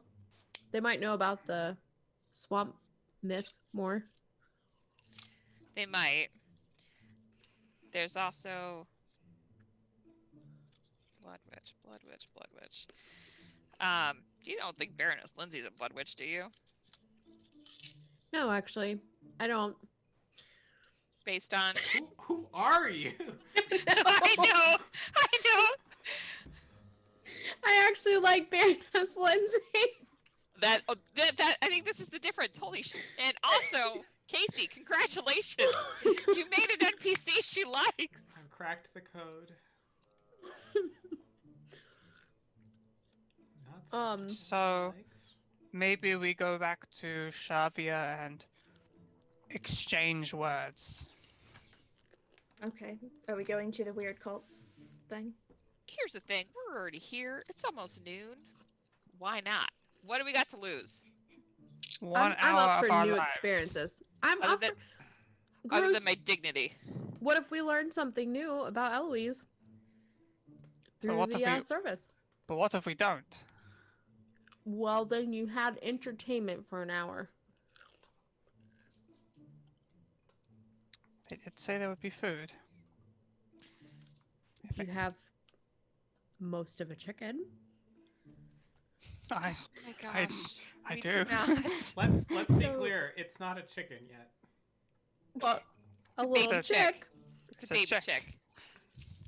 It's just a McNugget. Yes. You have a little snack.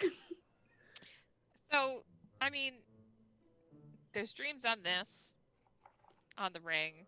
There's dreams of children. Dreams on the ring. Oh, by the way, this thing says, it has an engraving on it saying the dreams of the sleeping Titan. Oh, shoot. I didn't write down the rest of the sentence because I was so It's into okay. it. Sorry. I know it. I have it written down. What is it? In dreams of the sleeping In Dreams Titan. of the Sleeping Titan does passage wait. Wait, that's the word I forgot. Just passage wait. Passage So- for to become a figment. I don't know, but I'm just saying, we're here. We can check on these kind of weird people. Yeah. Okay. Here's the thing. If someone gets sucked into the cult, you have to slap them across the face really hard. Deal? Can I? Yes. Yes. Okay. So we're all in agreement. We can slap each other in the face. Okay. Cool. Let's go. I'm certain I'm gonna regret this. Bruce pulls out his quarterstaff. I know. That's not a slap. So, making your way up north as if you are heading out of town, and the last building to your right there is the World's Kiss Coromant. What that means, you have no idea, but you're guessing that this is the place of worship, as this is where you found it there before. There are a handful of people filing their way in. It is really large, long rectangular room. In the center of it, there is sort of a raised podium, but nothing too ornate. The ceilings itself come to sort of a gentle arch at the top, and then there's sort of bowed, not quite Gothic architecture, but heading in that direction.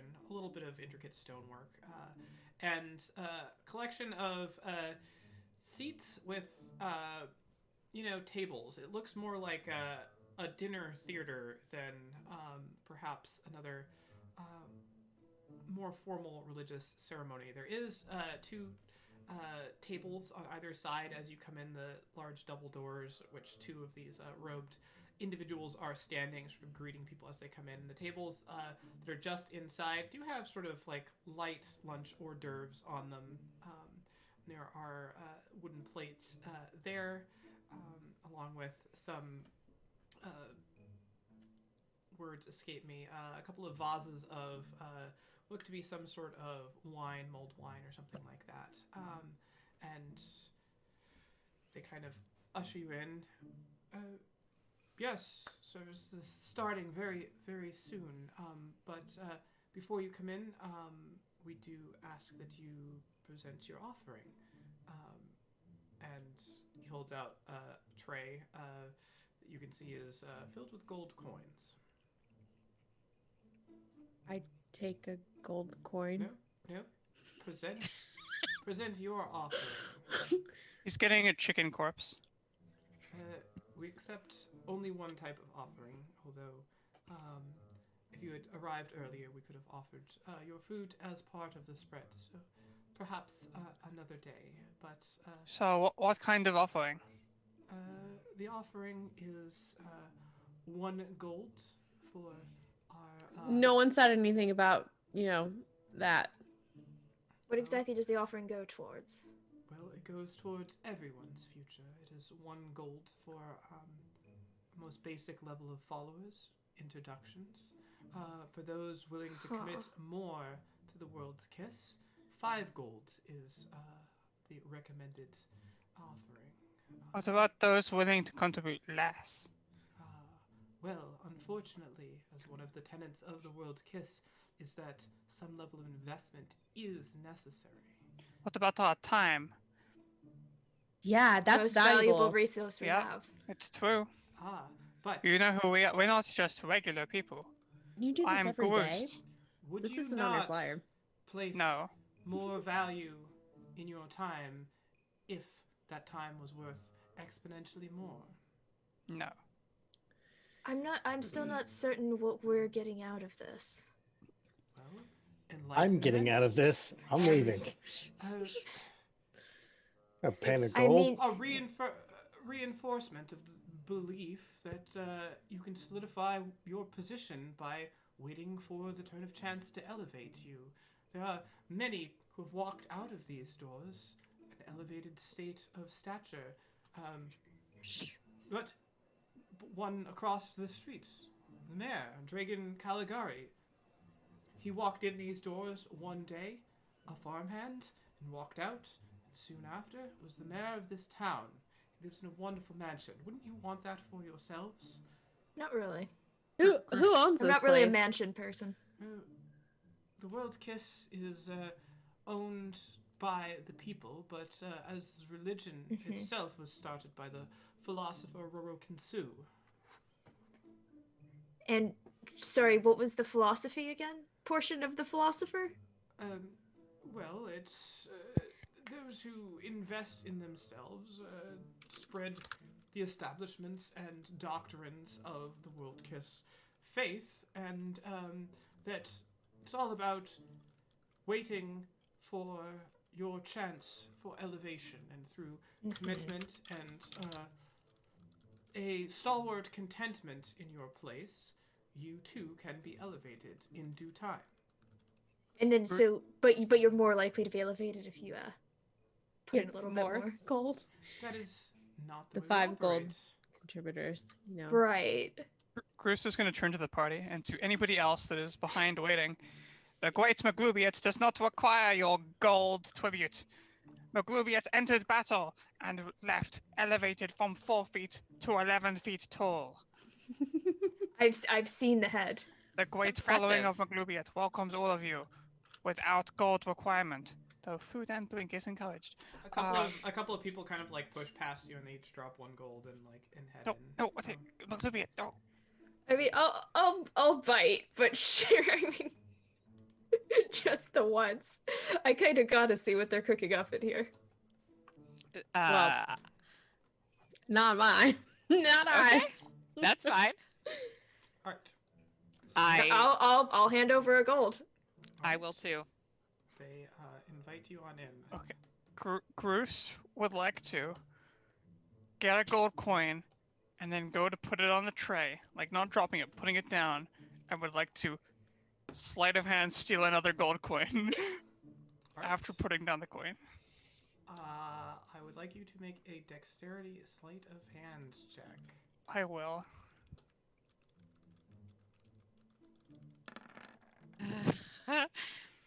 Oh. This is why I don't have automatic advantage turned on. It just hurts. Shows what could have been. All right. As you go to do this, you kind of like bump the tray a little bit, and everything sort of like slides, and the man holding there sort of lowers the tray a little bit, and the other one reaches out and puts his hand on top of yours and sort of like waits for you to look up at him and looks you down. I never look up. Looks down sort of right at your eyes. It's not fair to take from others, but perhaps if You just took from you me. have not enough, and he sort of reaches in, I will invest in your future for you, such that someday you may do this for another. And if you are the chosen to be elevated today, you will return it to me.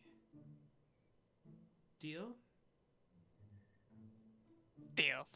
Alright, he drops it and sort of clanks onto the plate. He just sort of like ushers you in. Well, we're starting. Any last? No? Well, turns and walks in. Alright, I would like the 3 of you to each roll me a D100, please. Dokie.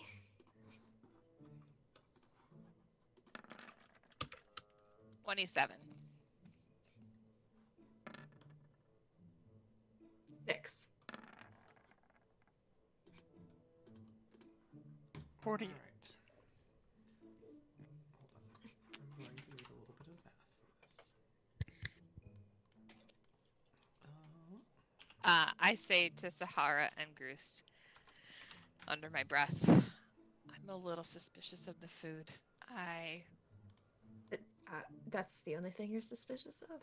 Well, yeah, but I mean, I don't know if I want to eat it. I might Why move it not? around my plate, but It's a horror just like straight up to not take any food. We're in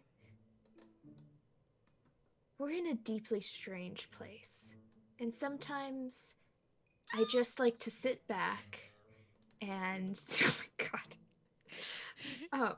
Just sit back and experience the deeply strange things that all of you people on the prime material plane do. This is buck wild. Why are you all like this? Aren't you from the Feywild? Yeah.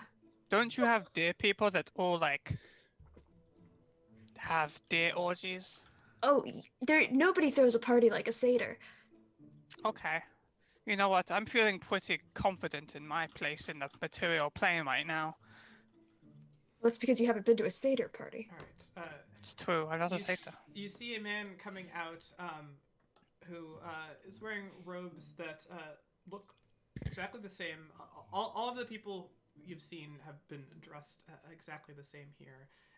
And the door is kind of shut behind you, and the man coming out to the central podium is carrying this large pewter, looks like sort of bowl, but it's kind of closed up at the top a little bit more, and he sets it down on top of the little pedestal on the podium there, and they take the tray of the gold and they pour it all into the central thing, and then all three of them, the two that were standing out there and the one that had just come in, I'll sort of put their hand on it, and you can hear them sort of muttering something sort of underneath, under their breath, and they sort of nod at each other, and the two that were at the door kind of part, and the other one sort of stands up, looking around.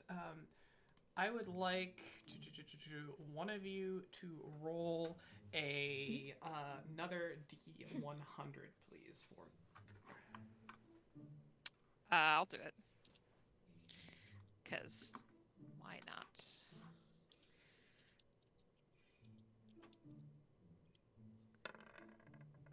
That is a 52. All right. Looking around, there's probably a little bit over 50 people in here. Love it. Love it. And so it's mostly filled. You're guessing that the max capacity is probably like around 100 or something like that if you were to pack people in. And the man at the podium in the center begins by thanking everybody for coming, and then gives sort of like a brief 5-minute sort of talk about how people are likely new to the world's kiss, and goes through and tells several sort of like rags to riches stories, ending with the one of Dragon Caligari, who's now currently the mayor of Crenel Bend, who lives in a very nice mansion across the way, and how each of those people had gotten to their position through their commitment to the tenets of the world's kiss.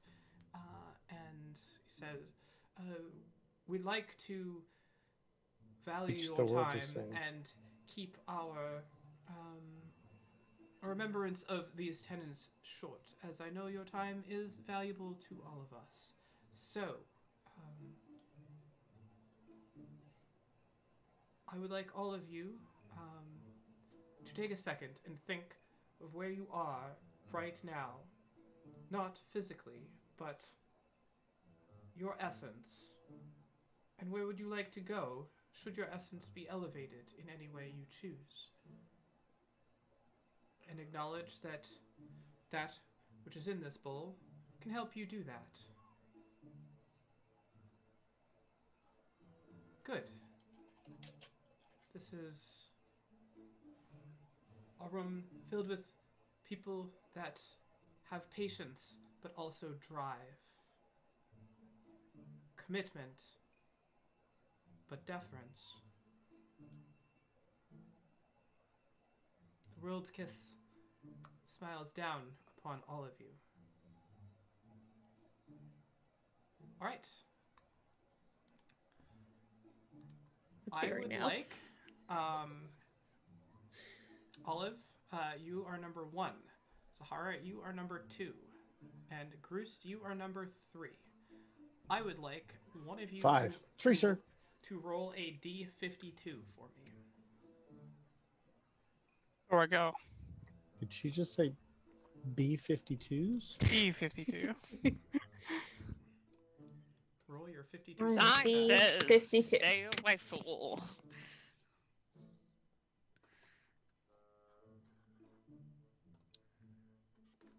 I Oh, 52. All right. Okay. So We are not elevated. Alas. So going through, he sort of raises his hands up for a second, and then hovers them over, and there's a little bit of sort of like theatrical light showing, which is kind of very sort of hokey, like, you know, prestidigitation type magic. I know that. I Yeah. can do that. Yeah. And then says, "I'd like all of you to look at the number beneath your chair. Whoever is in seat 52, please come to the podium." For the purpose of this, none of you are seat 52. Yes. And everyone sort of like, there's just this awkward moment where there's just like, 2 minutes of everyone shuffling their chairs around. It's sort of echoing through. And then finally, there's a woman there with a child, probably about, 4 or 5. Just the baby woman. No, not the baby woman. Eloise, no. Who's there? And she sort of stands up and sort of like raises her hand, looking around. She looks like she's not from around here or anything, just sort of there, and she sort of leads the child up, sort of just walking along up to the podium, and the 2 other people return, and one of them has a sack about yay big, kind of empty, and he holds it out, and then the man at the center, who is sort of giving this whole spiel, turns the bucket over that was in the center, emptying its contents into it, and then cinches the sack shut and holds it to her. "Congratulations, you have been chosen to be elevated this day. I hope it brings you prosperity, and do remember that it was all of these members of the World Kiss that have helped you, and that in your new position, I hope you find happiness and elevation." Just sort of like looks around a little confused and sort of looks in the bag and sort of like smiles down at Shiny, her kid, happy people. and the man sort of taps her on the sides of her arms. "Congratulations, and all of you, please stay, enjoy the food as long as you would like, and again, we will see you tomorrow at noon to see if there are others elevated, and do remember that coming up soon, within the next week, there's a grand elevation ceremony across many of our Coromants, which will select the next member of our congregation to be supremely elevated, and I hope to see you all there." And everyone just sort of shuffles around. Some people leave, some people go to the table and get more food, and you are left there with a sense of wavering religious fulfillment. I just lean over to all of them, just like, "So it's a casino." Yeah, It's just a gambling hall. The Pixies run these, and they're a lot more fun because there's a lot more alcohol. Right. While they were doing their prestidigitating and whatnot, can I, like looking back on it, because I wasn't noticing it at the time, but did any of the gold, like, did they skim off the top, and like basically what she got a smaller amount than what was originally there? How would you like to determine that? Or try to? What is my hindsight roll? I guess perception, I think, is probably, because I wasn't quite investigating it, but just like during the time. See if you can, you got a good look at the tray, so you saw about how much gold there is. Yeah. And so you can see how much, the size of the sack and all that. So give me a perception roll. There's at least 52 pieces, right? Oh, that's a 1. So that's a 4. She appears to be struggling with it a little bit, so there's some heft to it. Yeah. It's not nothing. Yeah. I mean, like, I'm happy for her, right? But this is why nobody from town comes here, right? Because they know they would just pay over and over again, and they get totally fleeced. I mean, the nice thing about a casino is that you get to play a little bit of cards, right? Drink something, have a See a smoke. show. Yeah, see a show. Well, I thought it was because you can find all kinds of food in the back. Here or at a casino? At a casino. I suppose if you break into the kitchens, yes. Yes. The people Right. around us, do some of them look like some of the congregation, are they looking similar to the skeptical face things that we're thinking, or are they like, this is great? Like, what is the general mood of the people in the? Looking around, probably about half of them look like they've never been here before and are just sort of doing the same confused puzzling. The other half seem to have it like down to a routine. You did see a couple of people who came in, and now that you've sort of like seen the whole process, that they seem to almost like ritualistically go to a specific seat and sit down and like put the seat in a certain place and like, you know, lay their food out in a certain way. And it's probably about a 50-50 split of townspeople in here and sort of newcomers. So, if we weren't on another mission right now, I'd want to topple this church down. I'm just saying. Hope I Why? don't say that too loud in here. Why would you want to do right. it? Why would you want Anyway. to anyway? Let's have this conversation outside. I'm gonna shuffle Okay. them. all right. So heading outside, you are easily able to reconnect to the other people in your party. Can't read my poker face. Did sound a lot like bingo in there. You're not wrong. You're really not. I kind of want to corner one of them and try to get them to really like proselytize me, just because I'm very curious about what they'd actually come up with. Prostitution is legal. Never mind. Not here. There's no rules here. No rules, just right. Yeah, it's definitely legal here. Yeah, I just don't. They're just taking people's money. I don't like it. I had too many friends that lost money gambling and stuff, and this is ridiculous. Well, you know, actually, it's not a bad odd, right? Like 1 gold, 52. Okay, then we'll Well, come back more- tomorrow, and presumably, and you can go. You know, maybe if I'm like short on cash or something. Well, if they don't take any of the money, right?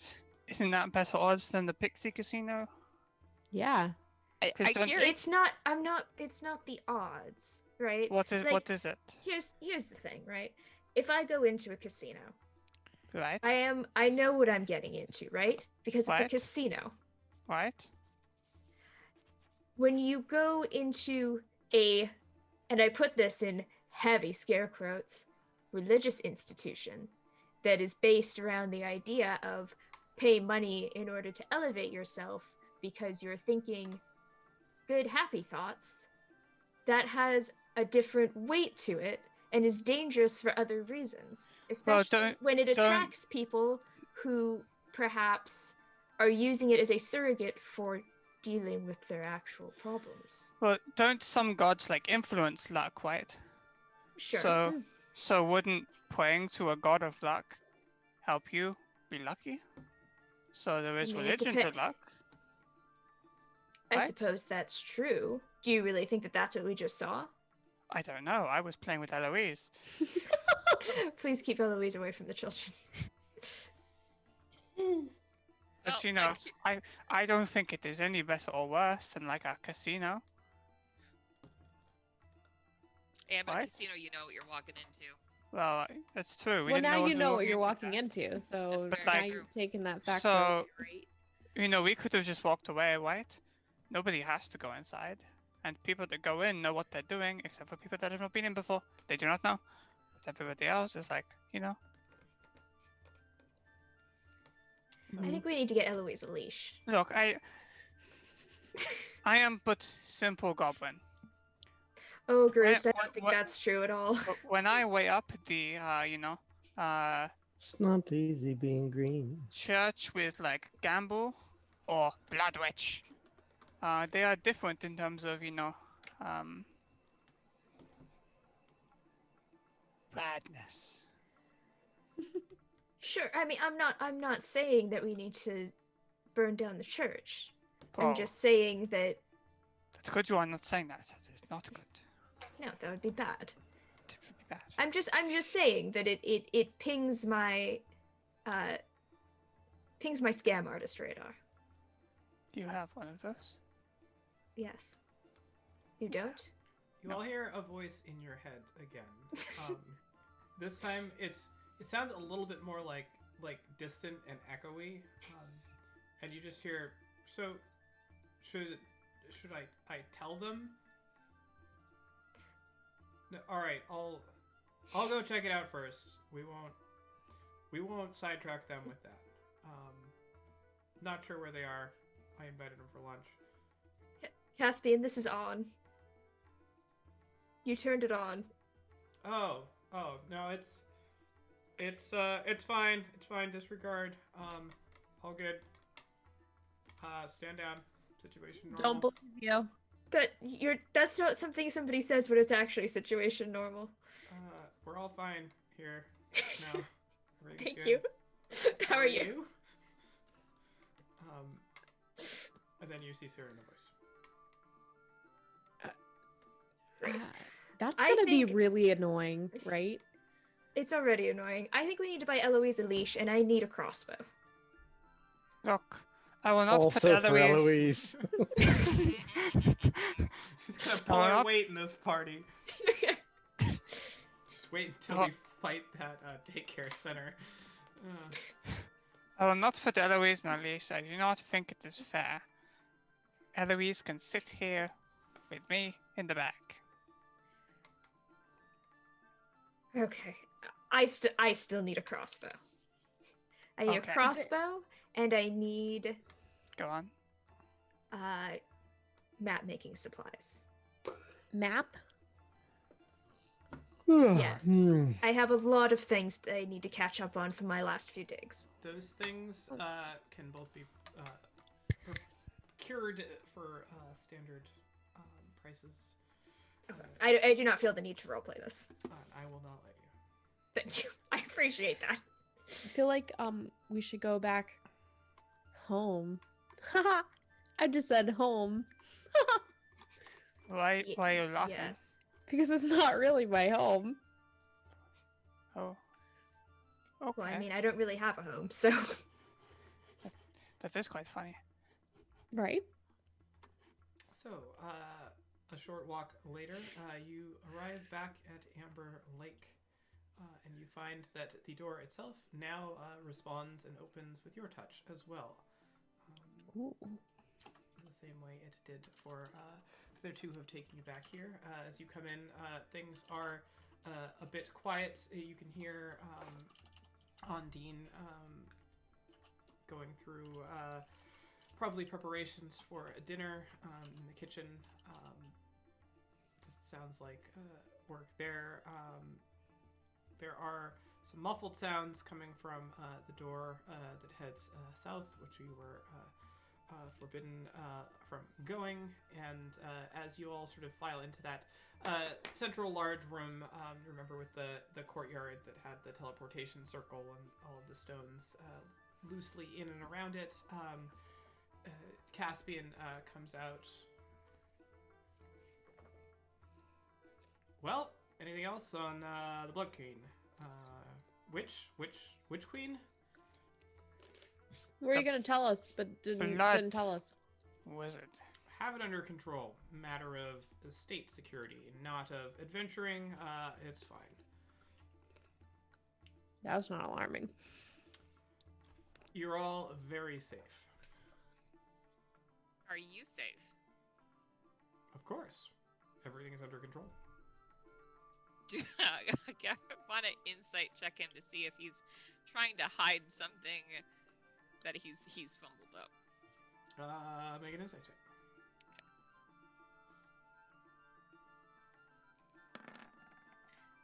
That would be a 17. He's definitely trying to hide something from you. The nature of which doesn't seem like he has any guilt towards it, and he seems fairly confident about whatever it is that you all are safe. You know, I'm thinking that portal room. Listen there, friend. If we're going to be on the same team, I need you to be a little more forthright. What do you mean?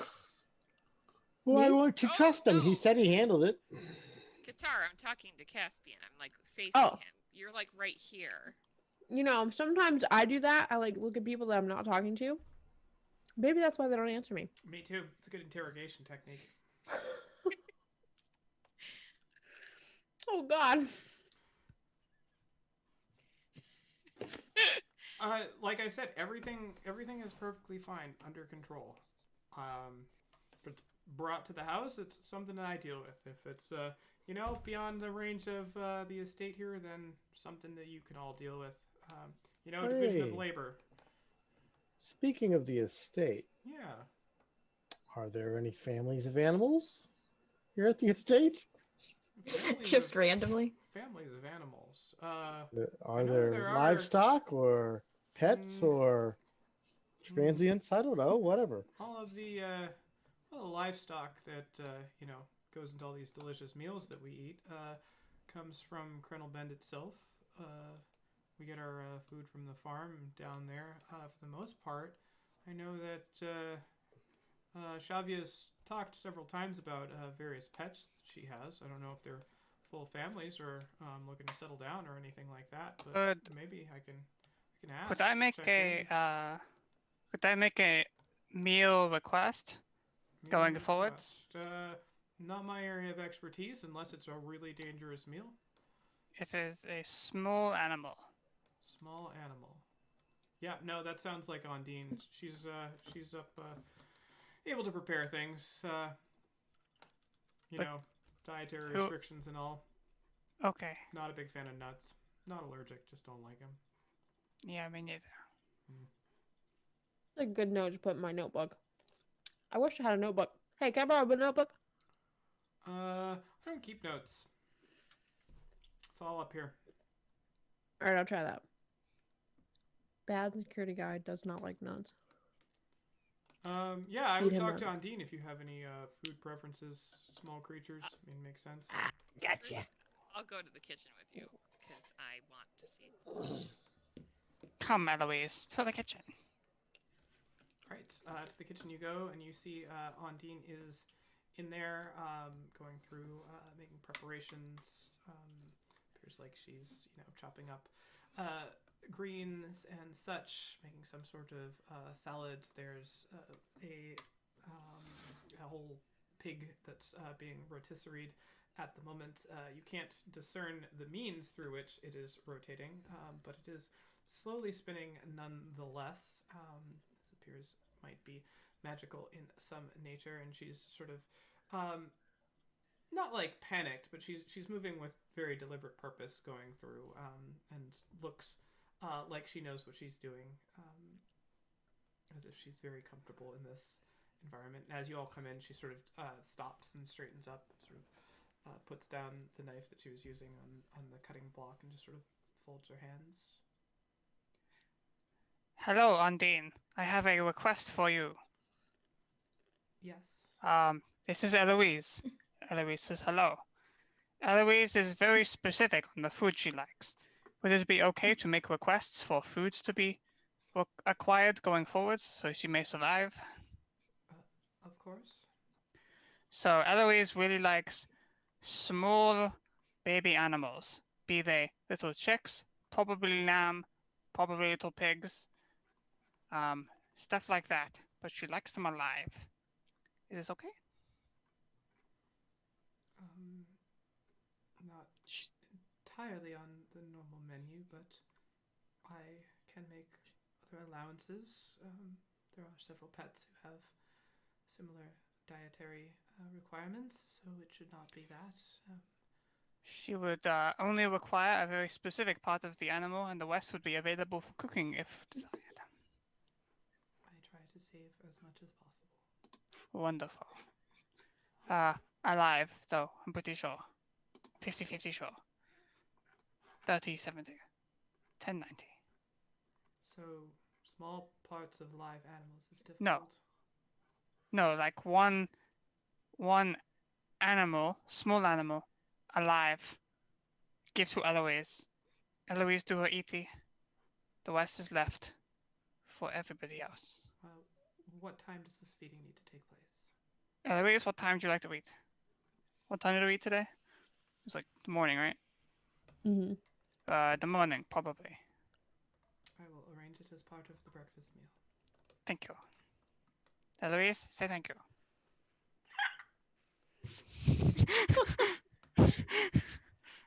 Wonderful. Olive, you wish to take over from conversation now.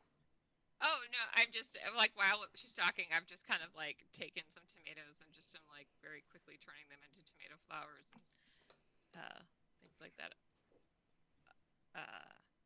Sorry, when I'm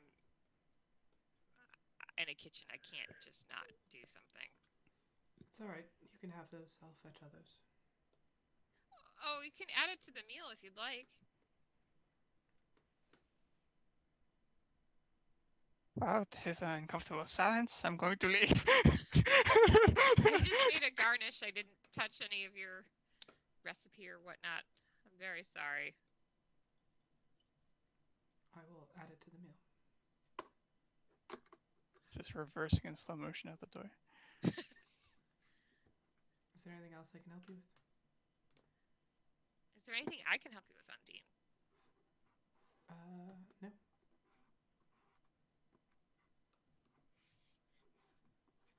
Do you? She's still slowly going. I mean, this is a dream kitchen, isn't it? Like being able to do this. I've never been in a different kitchen. Did you just say I've never been in a kitchen? Different one. A different kitchen. Oh. Like, hold on, all right, she's bonkers. She's it. I mean, you've been here. I mean, I know I wasn't really in a new kitchen until. Oh wow, maybe now. I spent a lot of my life working in one kitchen too.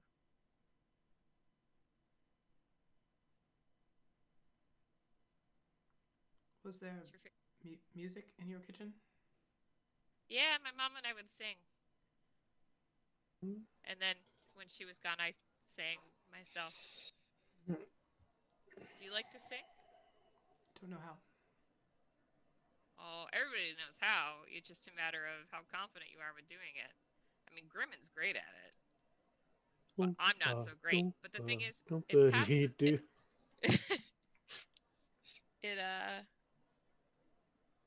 A little bit of joy kind of makes the time pass quicker and makes me feel better about what I've made.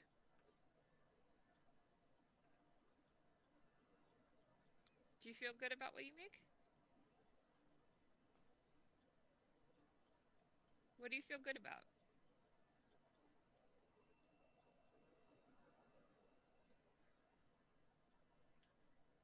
Do you think if I paid him, he would make music in the kitchen?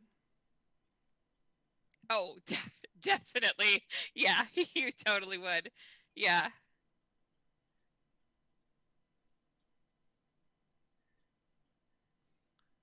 What kind of, yeah. I mean, that could be different, right? I mean, not too weird or wild, but just a little different. It would be different. Yes. Money, money, money, money. Just like, and has Grimmin left the kitchen? I was never in the kitchen. Okay. Just around. Oh, that's true. You were just around. All right. I'll tell When you. I don't have an audience, I find like windows to play my songs near. Okay.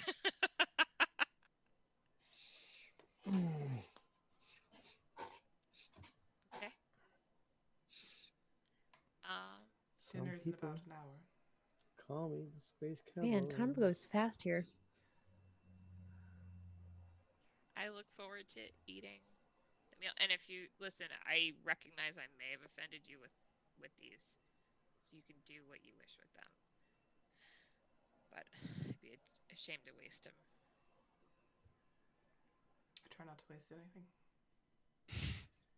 I wouldn't dream of it. And I politely nod my head. Thank you very much. And I walk out of the kitchen. She kind of curtsies a little bit. That was it, guys. That was the single most uncomfortable conversation I've ever witnessed in D&D. Is it Not, though? not because of Cookie. Just holy shit, trying to talk to her. Yeah, Um, he's a little bit suspicious. I I don't go think she's find. suspicious. I think she's sad. She just I- hates people. She makes me sad. I have another theory. I go find Grimmin, and I'm like, listen, one, I've got a gig for you. Yeah? Ondine will pay you to sing to her sometimes while she's cooking. Well, I don't usually do private events like that, but depending on the pay, could be Here's the persuaded. thing. You know what? If we're waiting for dinner, why not earn gold while we're waiting? Well, it depends on if I'm earning gold or copper. Grimmin, she's the saddest soul I've ever met in my life, and she needs some song in her life. Well, that's not true at all. And I know also that sad songs say so much. So if you think You know about what? it, Sad songs would say more than she does, and I think that's an improvement. well, I'm not going to play music just to try to change somebody, because really it's all about the music and not the person. That's music changes everybody. You change people all the time. Listen, here's the thing. I also have this theory that maybe she was a child who had her dreams stolen from her at some point in her life, and that's why she's kind of this empty shell. We've all lived that, haven't we? We've all had our dreams taken from us. No, And you don't. From to make the figment thing, that into that. I think that's what happened to her at some point. Oh, speaking of theories, I have. I like it. It does sound like the kind of thing that ritual people would do ritually. A ritual like matter. Please, here's the thing. I will continue to feed you excellent baked goods every day if you just please play her a song for whatever meager price she pays you.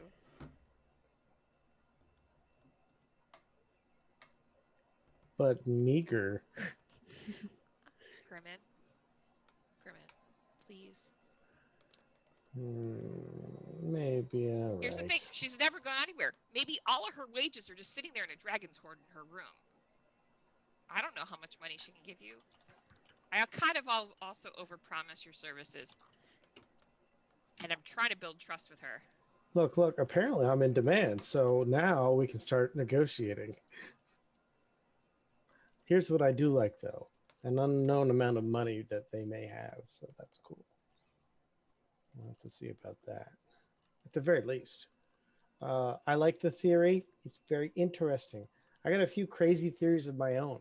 Like, you know what else? You know what's the difference between a child's dream and like an adult dream?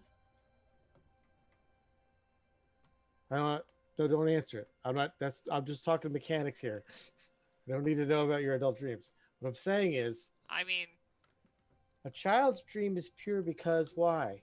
Because it has no life experience. So an adult has all that experience that just then over focuses whatever those dreams might be, unless of course you lost your memory or something.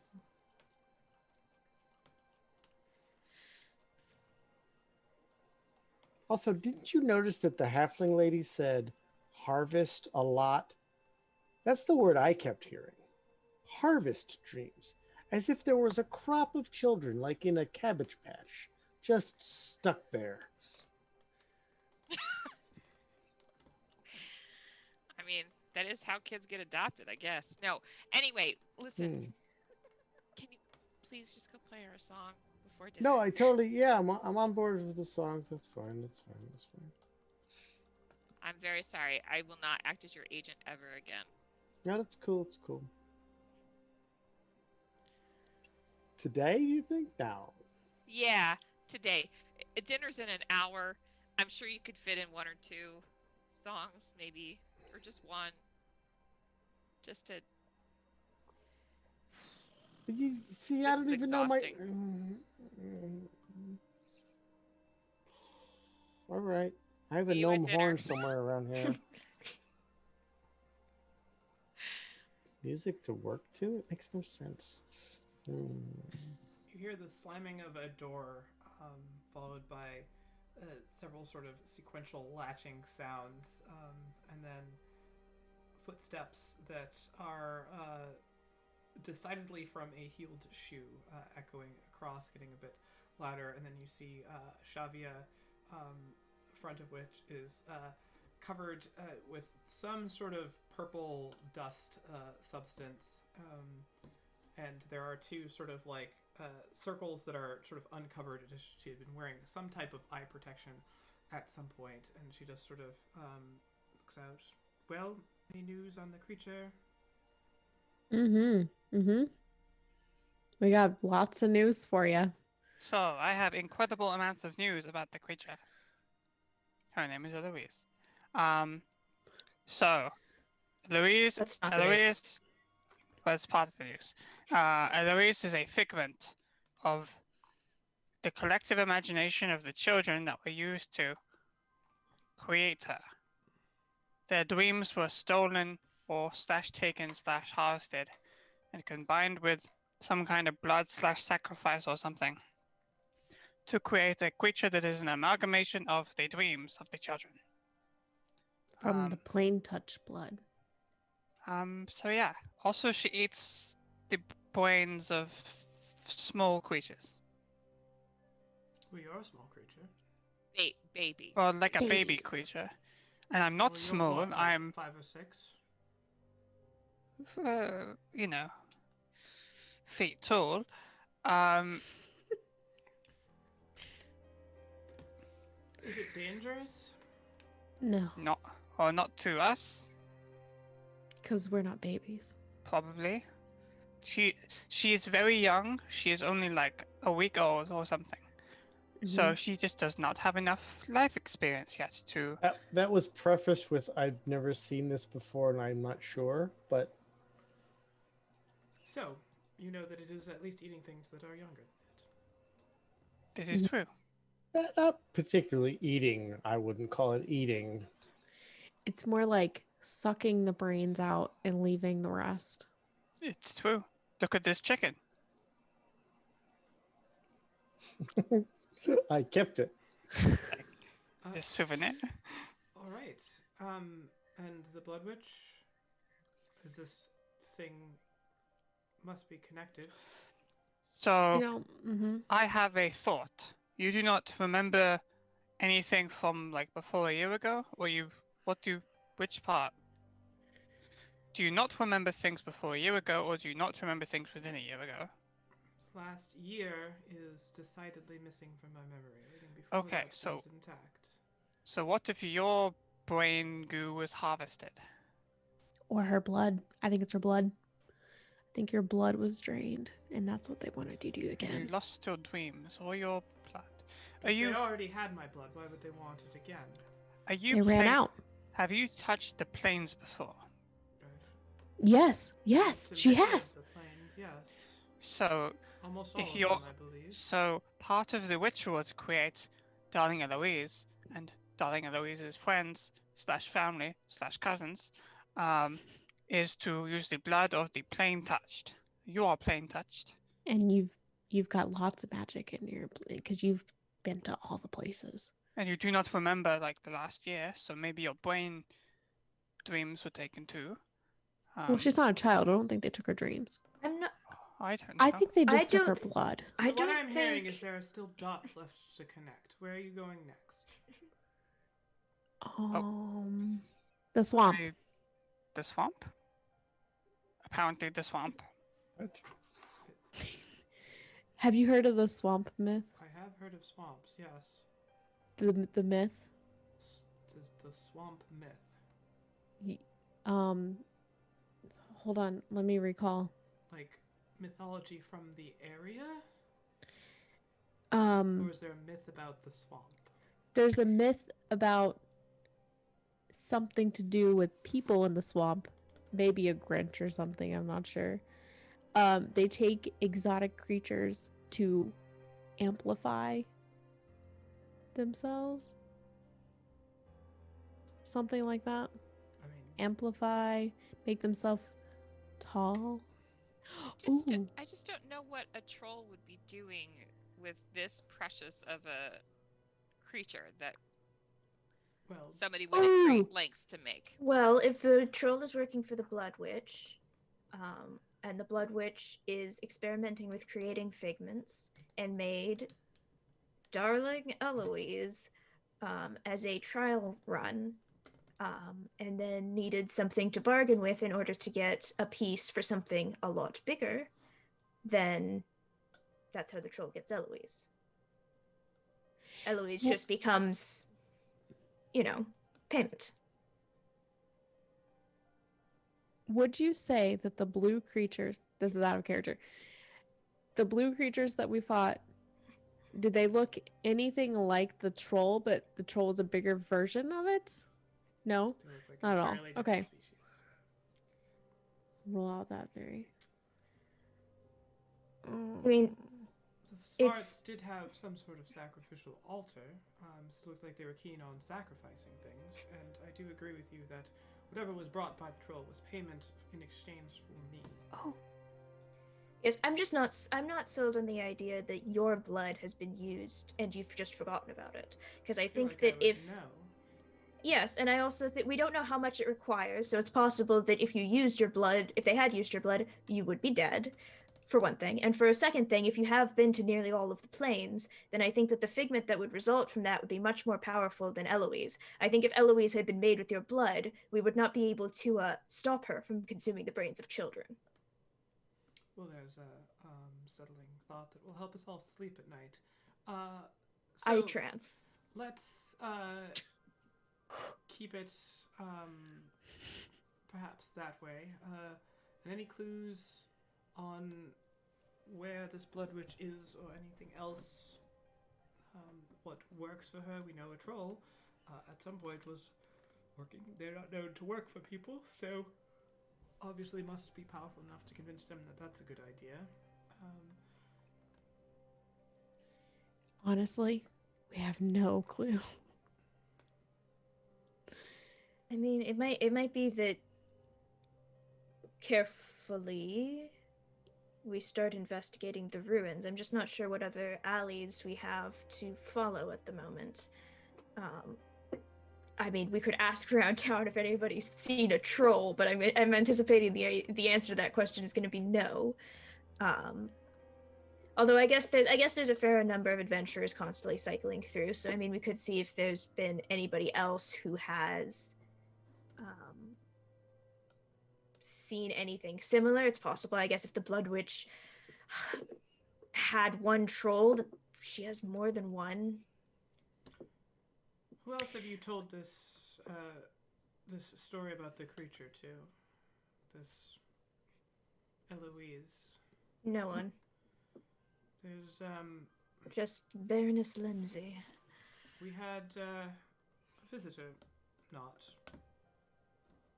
too long before you arrived here. Quite angry.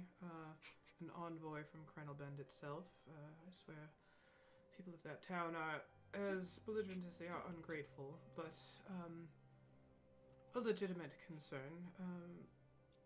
Some of their children haven't woken up from their slumbers as of the last couple of days, and they suspect that there's something that I have to do with all of that.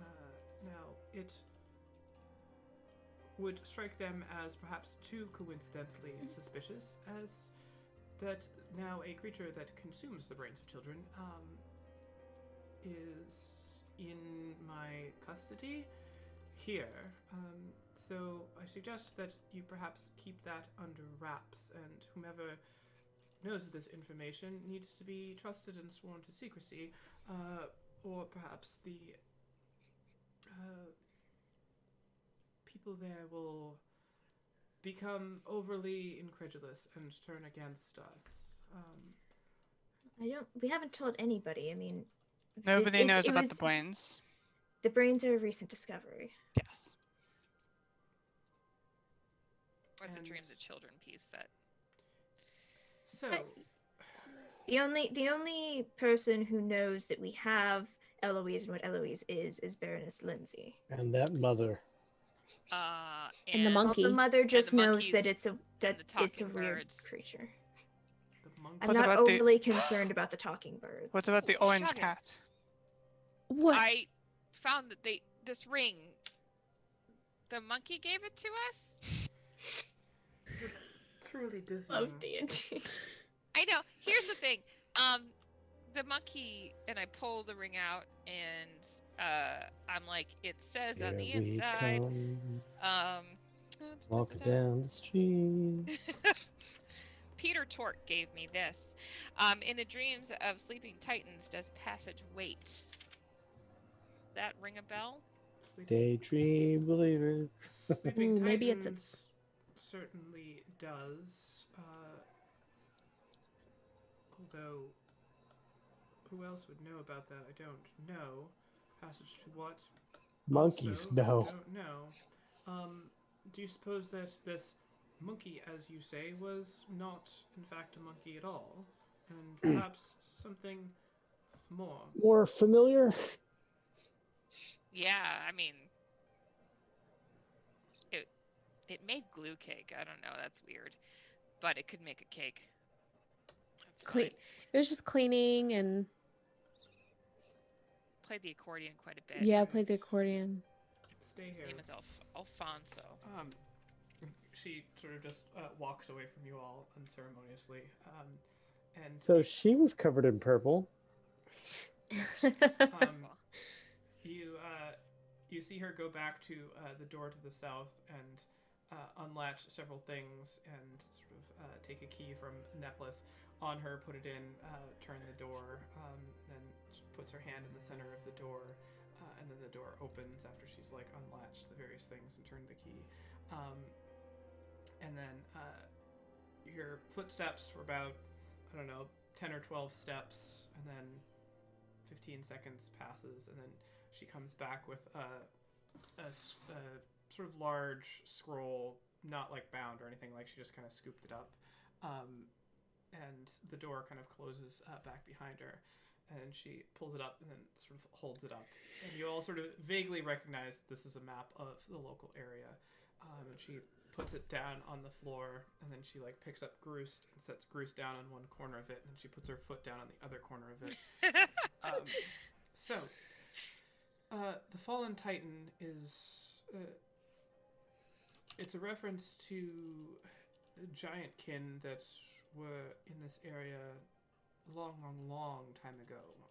Not giants that you and I think of as the giants of Glemovar and such, but much, much, much larger creatures. Giants that were giants to the giants that are giants now. You still follow. They might be giants. They definitely were. No might about it. Are There you your only is friend? I'm not your only friend. a magic to them, Glowing and some of friend. the local swamp folk around here do believe that there's some descendancy, some passage down of those magics into the swamps themselves, the local areas. If you have noticed, there are an abundance of trolls and other giant kin that are in these areas. They're believed to be descendants of these creatures. Their remains are only visible in the moonlight, and often require other means through which to actually properly see. I do know of one that's at the confluence of several rivers that feed into the Whispering Rill up to the northeast. They're usually hidden in plain sight, if you will. Only the light of the moonlight can expose them.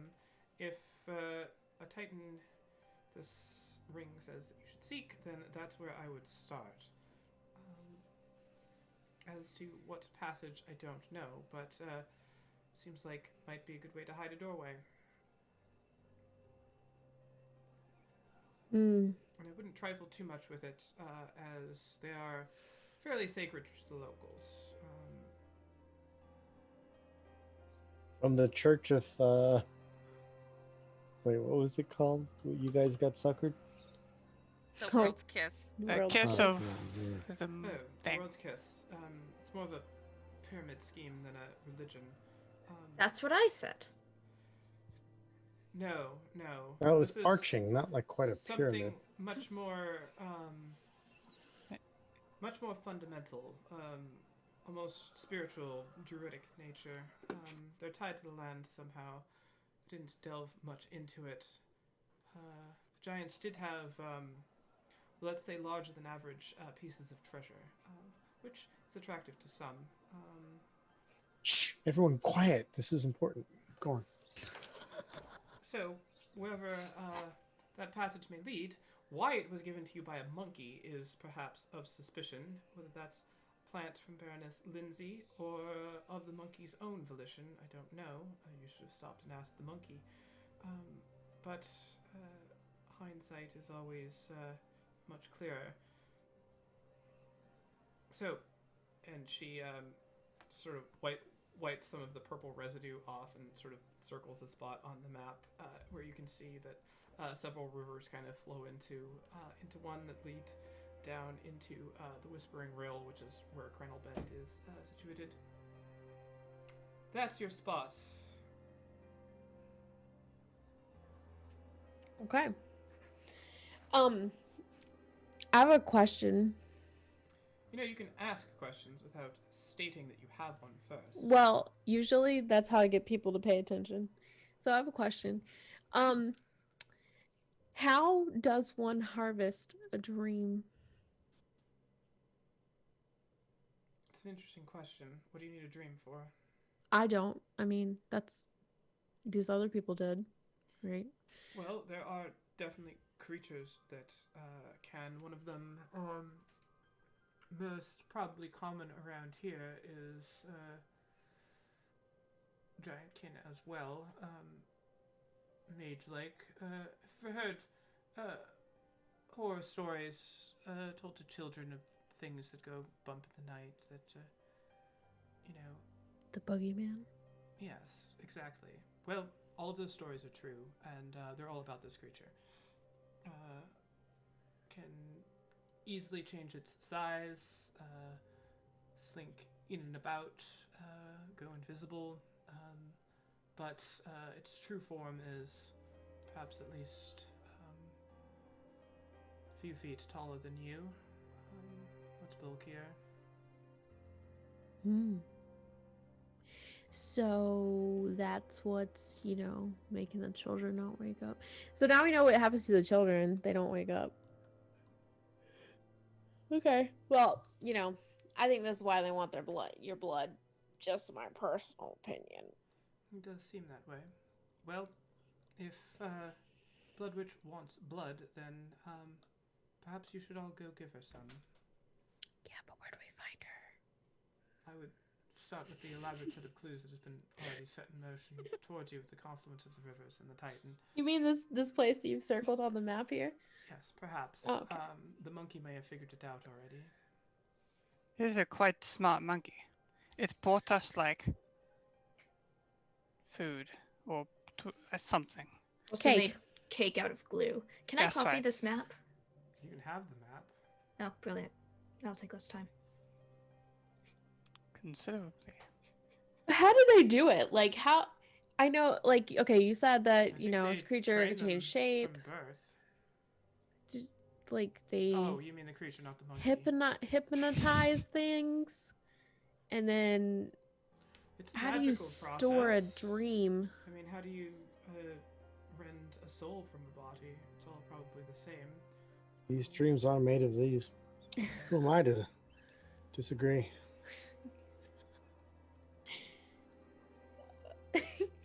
I mean, Everybody's looking for something. is it in a vial or do you store it in a pouch? I've Do never you- stored dreams before. I assume it needs some sort of vessel. Or perhaps the creature holds it innately, somehow, within its being, in a gland or something.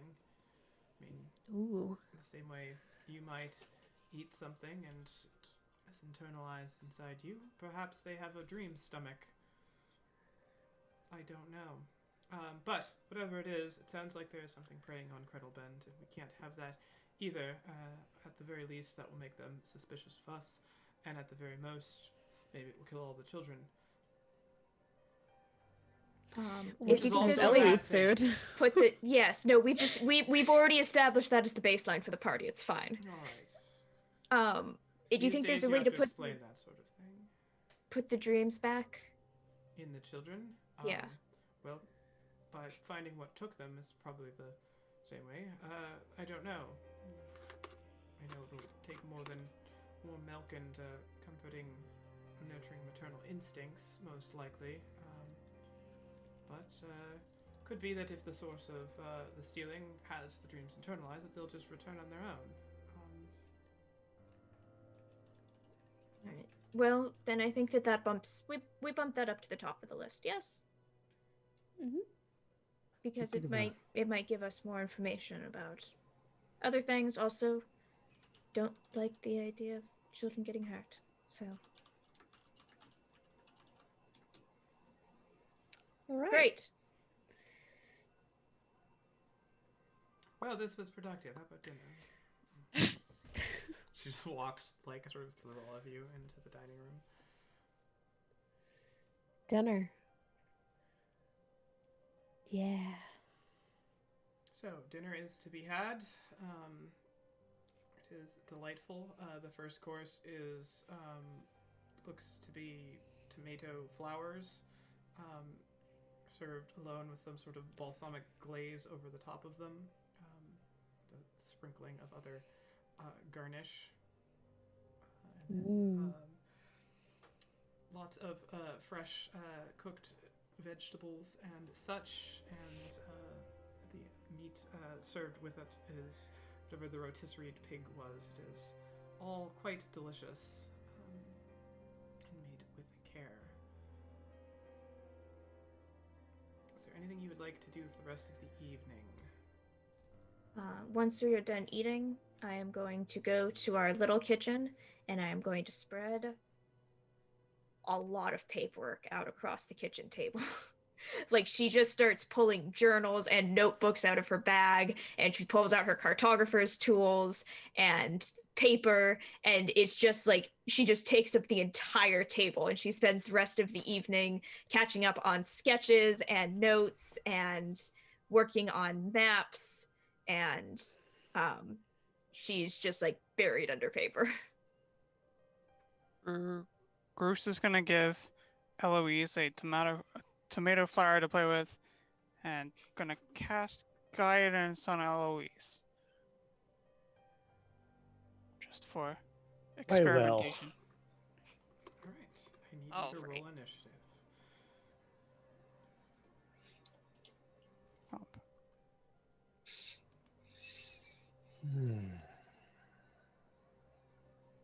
Just kidding. You don't need to. So you're casting guidance on Eloise. All right.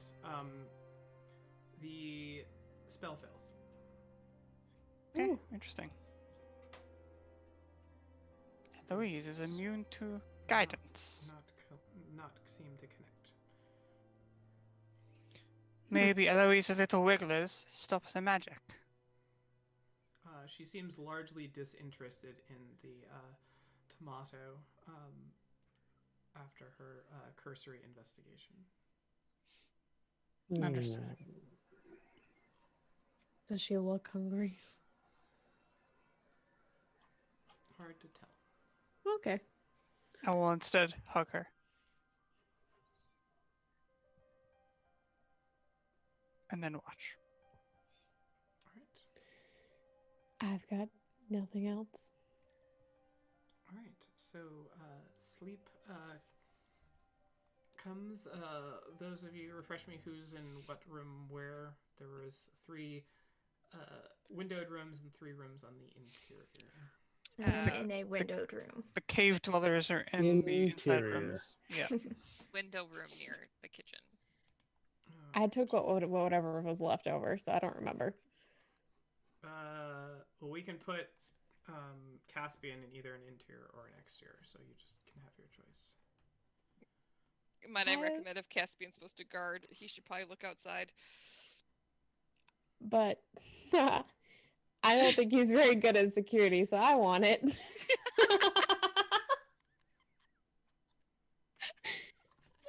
Alright, so we will put you in the other exterior room. So the two cave dwellers and Caspian are there, and then the other three in the party are going.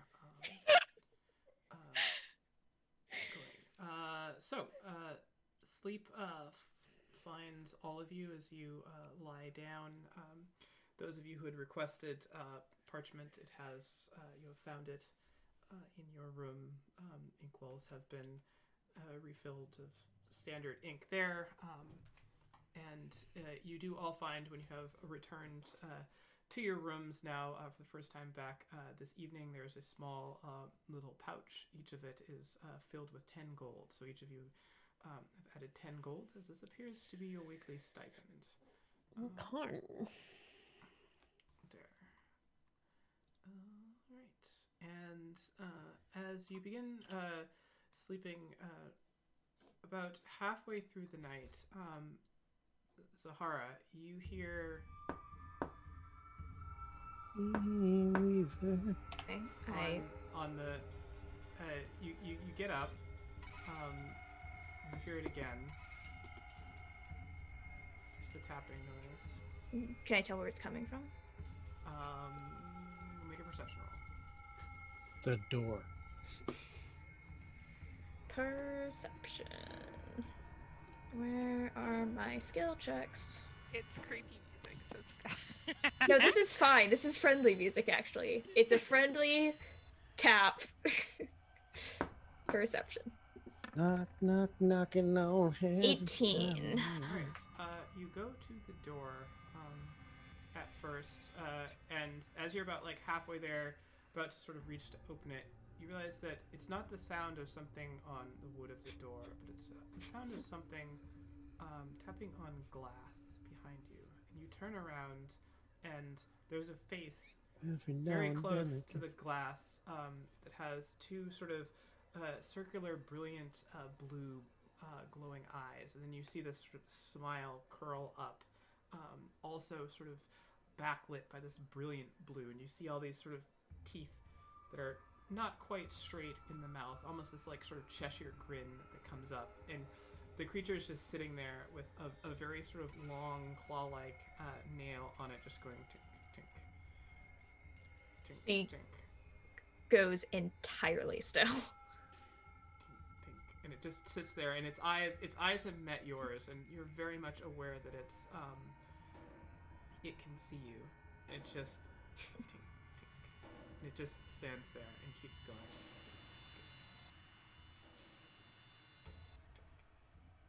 And it's nothing that I recognize. I take it. It's just creepy as fuck. What happens? Because I'm like in the middle of the room right now, right? Yes. Okay. What happens if I take a step backwards? It's still there. Great. Just gonna back up. It's sort of Gonna keep staring at it. To back right up into the door. Fumble around behind me for the door handle. Open the door. and its nail stops on the glass, and it just slowly drags it down with a sort of like Good. Good. This is going well, I think. down. You're at the door. Okay. Swing the door open behind me. Alright.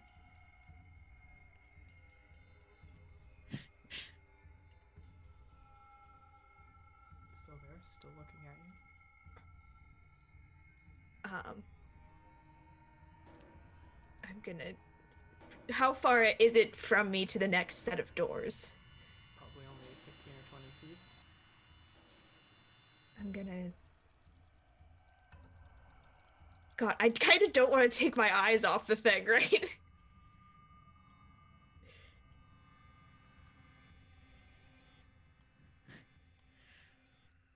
So you just sit there, eyes locked, and it hasn't blinked or anything. The eyes are just there.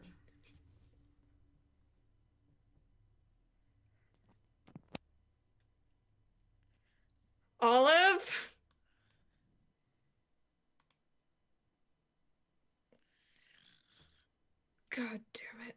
Is there a door like directly behind me? Like across the hall? Not perfectly. The doors are sort of like alternating, so it's like, you know. Can 10 I or keep 15 eye feet. line? Can I keep eye line on it while backing up towards that door? You cannot. God damn it. I mean, I'm sleeping. I don't know if with my passive I would. My passive perception's 13. Zahara is not being quiet right now. Literally anybody who's goddamn awake right now. I would be awake. I don't know if I would hear it though. Would we hear on the interior? I'm in the hallway if right she's now. yelling in the interior, yeah. I mean, you're not like. You're not Okay. soundproof doors. Right? Ah. I think I will let all of you decide whether or not your character would wake up to that. Sort of Gru- I think- Bruce will go. We have an issue. I have an issue. Olive Gru- hugging will her go. book wakes up like, okay. Tucks her book into her apron pocket and then Did you just imply that Olive sleeps in her apron? Olive, yeah, actually, because Olive used to serve people, I so love she it. was like waiting to like, get up. She didn't really, I love it. your spell book is cool to the touch and trembling a little bit. Listen, girl, it's gonna be all right. Oh, Zahawa, what is the problem? I take Groost's little shoulders and I yank Groost over in front of me so that Groost is like staring directly at the creepy thing in the window. I usually don't do lullabies for free, but all right, let's get this over with. Is it there? Is it there, Casey? There's nothing in the window. I knew it. Zahawa? Do I see it? No. Okay. Zahawa. It was right there. I have little legs, Zahawa. I walked a long way for this. There was something in the window. But there's I- nothing there. Can I you be more specific? I want to go inspect the window. It had needle teeth and blue eyes and claws, and it was staring at me into my And- soul. Make an investigation roll if you're inspecting the. Sounds like a security. It's like a security problem. 17. Across the board. All right, looking at the window, doesn't appear like the window has the window was last left slightly open, as I do believe Zahara had opened it. I had. But it doesn't look like there's any signs of like forced entry. Nothing's broken. But you do see about 8-inch long, just sort of deep scored scratch mark along the glass, roughly sort of vertical, but not like perfectly. That looks like something very, very hard and sharp has just ground its way down across the glass. Inside or outside? Outside. Are you sure it wasn't just an owl? I know what a goddamn owl looks like. I believe you, Sahara. My Hey, is I got everything the all right sense out it's there? weird. No, your security sucks. Well, if everything's you're all fine, right? Not You emotionally. see your favorite security advisor coming out. He's wearing sort of one of those sort of like night caps that have like the hangover thing with a little like fuzzball on there, and his sort of sky blue pajamas. I awkwardly look up at him in my exact same outfit. He just looks down. It's like, Hmm. what seems to be the problem? Can't There's sleep. something outside. There's lots of. I things don't outside. sleep. You don't sleep. That's weird. That's Not weird. rude. There's lots of trees outside. They kind of like tap on the side of the wall. Again, It's- really can't overemphasize this. I know what a goddamn tree look like. All right, not a tree. So something else. You just hear now echo through the halls. Sounds like a knock at the front door. Oh. That's interesting. Who do you think's coming here in the middle of the night? Is Let's it weird find creature? out. Jeebus. I'm Just gonna waddle on over there. I'm gonna go over to the window and close it. The I'll rest of the open way. it. and then we fight over over the window. Right. I think No, very front as door. if we're all walking down to the front door, I just very quietly say to Sahara, my book felt it too. I know that Don't shit know what weirds that you out, means. but my book was a little scared. And that's the first time I've ever mentioned like you've heard me call it like girl or whatever, you know, like somebody would talk fondly about an object of theirs, but not in like this is probably the first time I've mentioned it having more of a actual physical reaction to anything. Your book has feelings. Don't say that too loud; she'll get upset. Sorry. So anyway, Sorry. It's like she was like sorry, and then she like looks like she doesn't know whether she should be directing it at you or your pocket. And so just in case she like looks down at your pocket and goes, sorry. Hello? I would also like to go downstairs. All right, is all your rooms are all on the same level? There's no like upstairs, downstairs in here, aside from perhaps the room that you can't go into. As you sort of file your way out into that central area, you just see Ondine standing there, head kind of cocked to the side, pointing at the door, and Ondine seems kind of like trembling, paralyzed with fear, but she's very quietly whispering something. And it's probably like, so the entryway is about maybe like 30 feet from where the door is to where that like large open area is with the courtyard. She's standing like at the far end of that 30-foot entryway and just sort of like pointing out. Mm-hmm. Knock on the door. Yep, Oh. heard it. Hey.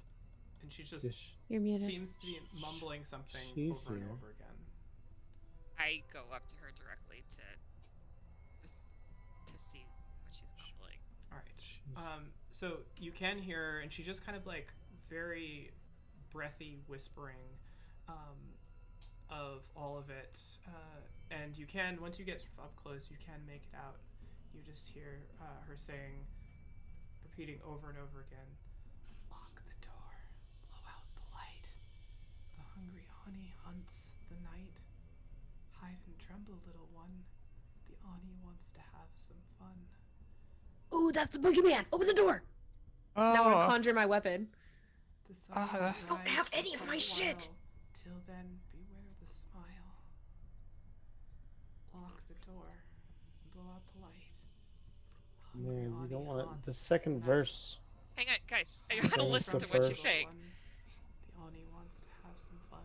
She just keeps repeating that over and over again.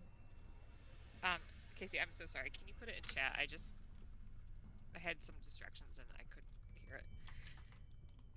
Thank you. I appreciate it. Thank you. Okay.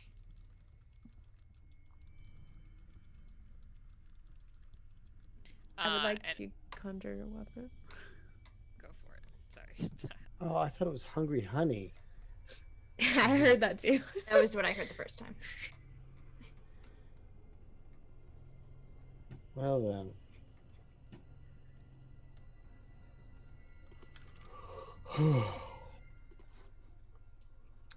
I am creating I am getting my a weaponry crossbow. and my No. armor. I am creating a longbow. Alright, somebody said they were going to open the door. Is that happening?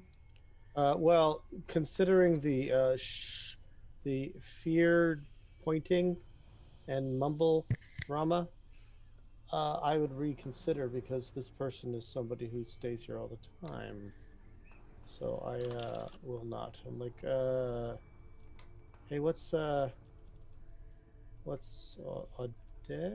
say? Ondine. Eh, I'm it's not awesome. there anymore. I'm running back for weapons and armor.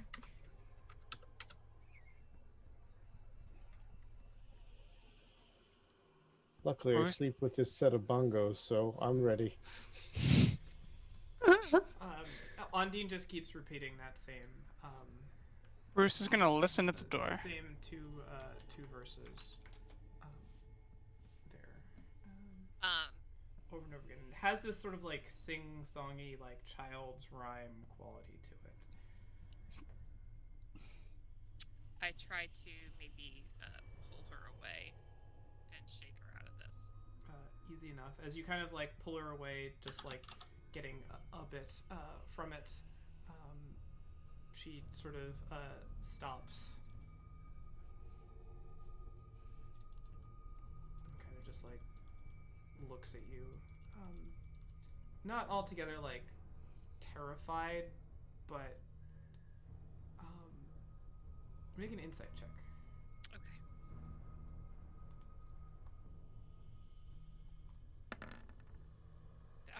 Five. That's a 5.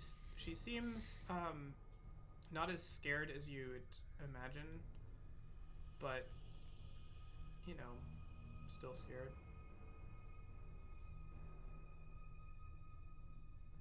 Going to listen at the door, you just hear. Hello? Anybody outside? Is there a way for us to get outside without opening this door? There are windows, there are other doors. Why don't we just invite it in when I'm ready? Hold on, let me go get my instruments. Yeah. I'm still sprinting back. I'm leather armoring up, which takes 1 minute to don, and grabbing short swords, daggers, crossbow. All right, easy enough done. All geared up. Everybody here? Something Everybody similar, yeah. Groose is opening the Putting door. on my leather as well. Like, Why are you opening the door? Why not? No. Too late. Fuck. All right. Okay. So, you grab the door and pull it open. At this point, Caspian has also grabbed weapons. He has his long sword and his pajamas, standing there, and you swing the door open. There's this big sort of gust of wind and fog that just washes in over you. The air temperature outside is decidedly much colder than has been in the past, but there is nothing standing there. It's this sort of You say fog. Is it foggy outside? You've seen the previous night you were here. It does get a little, like there's a little bit of fog that kind of sits on the water outside, but this is like substantially more. Just like this cloud just sort of flows in. I yell, Groost, why did you do that? Specifically, this rhyme is talking about not opening it. hey, I'll tell you what, Olive. I do not let doing. Sleeping probably. Yeah. Should I go get Eloise? Not sure that Eloise is the answer here. I sort of agree. Anyway, I don't let Wyams tell me what to do. I think we closed the door. Well, if something's in, it's already in, right? So. I run over and I shut it really hard. Right, the door slams shut. Everybody, any light Groose is gonna listen. All right. Is the fog settling, or is it maintaining some sort of density? The fog sort of, it all just kind of like blows in from the door, sort of wafting into this larger area. It does dissipate some, but it looks like it just sort of like flows in to like fill the whole house, and as it flows in, kind of dissipates as it spreads out, but it definitely like moves past you with some speed and out back to where all of your rooms are and all of that. So it is, the whole place is just a little bit foggy now, but there was just sort of like wash, like you opened it up and this like wave of fog rolled in, and then you closed it, and now the fog is just spreading out and settling throughout the state. Groose is gonna go check on Eloise. Right. I'm looking for the creature. The lights. What do you say? I'm Extinguish gonna them. extinguish lights. All right. Lock the door, blow out the light. Oh, what? See its shadow cross the floor. Well, the two right here need light. we can always I don't turn know on what a their names light are anymore. again. It's really late But- at night. Nice. Running back to your room, Groost, Eloise is nowhere to be found. Eloise! Okay. Are there any kind of, I don't know, signs of anything that would indicate direction? Like a this way sign or Do I see fluff on the ground? Do I see sign of a struggle? Do Like I see Tracks. little Okay, handprints? Make an investigation roll, and Did Qatar, you were Eloise leave a looking- note? Perception roll for you, Qatar, if you were looking for the creature. 11. Yeah, I'm looking for the creature. Perception roll if you're looking for the creature. Eloise! Ooh. Alright. Natural to a 19. So we'll start with trying my Eloise. Don't really notice anything. Your door was open. So whether Eloise left of its own volition or was taken out, you don't know. Gonna go searching for Eloise. All right. Looking around, Qatar, as Olive starts snuffing out the various torches and lights, starting to render those of you without dark vision in total darkness, more or less. You do see, as the last one gets snuffed out, there's a little bit of a shadow that kind of creeps out around the corner, in back towards where all of the rooms are. So like this main area that you're in has, going out to the east, has two hallways that both connect into where all of the rooms are. Groost went down one of them, and the shadow went down sort of the other one.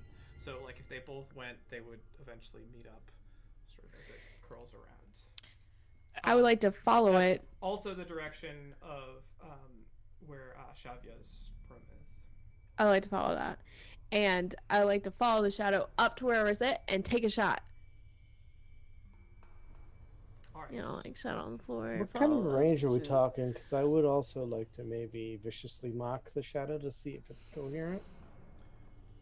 All right. For this, I will have us all roll into initiative, but this is where we're going to stop for the night.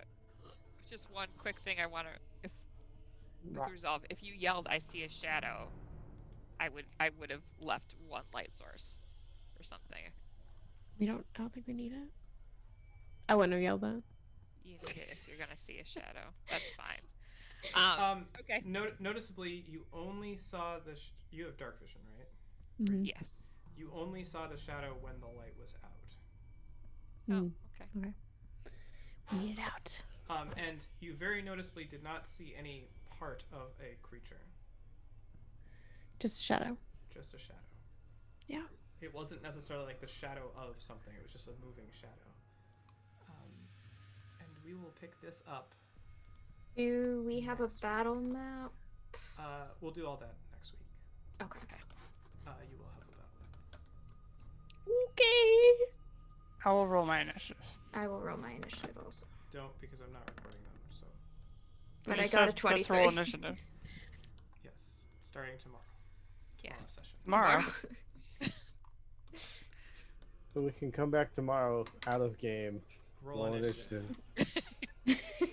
Sounds good. Cool. Well, took a little while to get there, but we got there. Welcome. Good times. Hope you guys don't like long rests.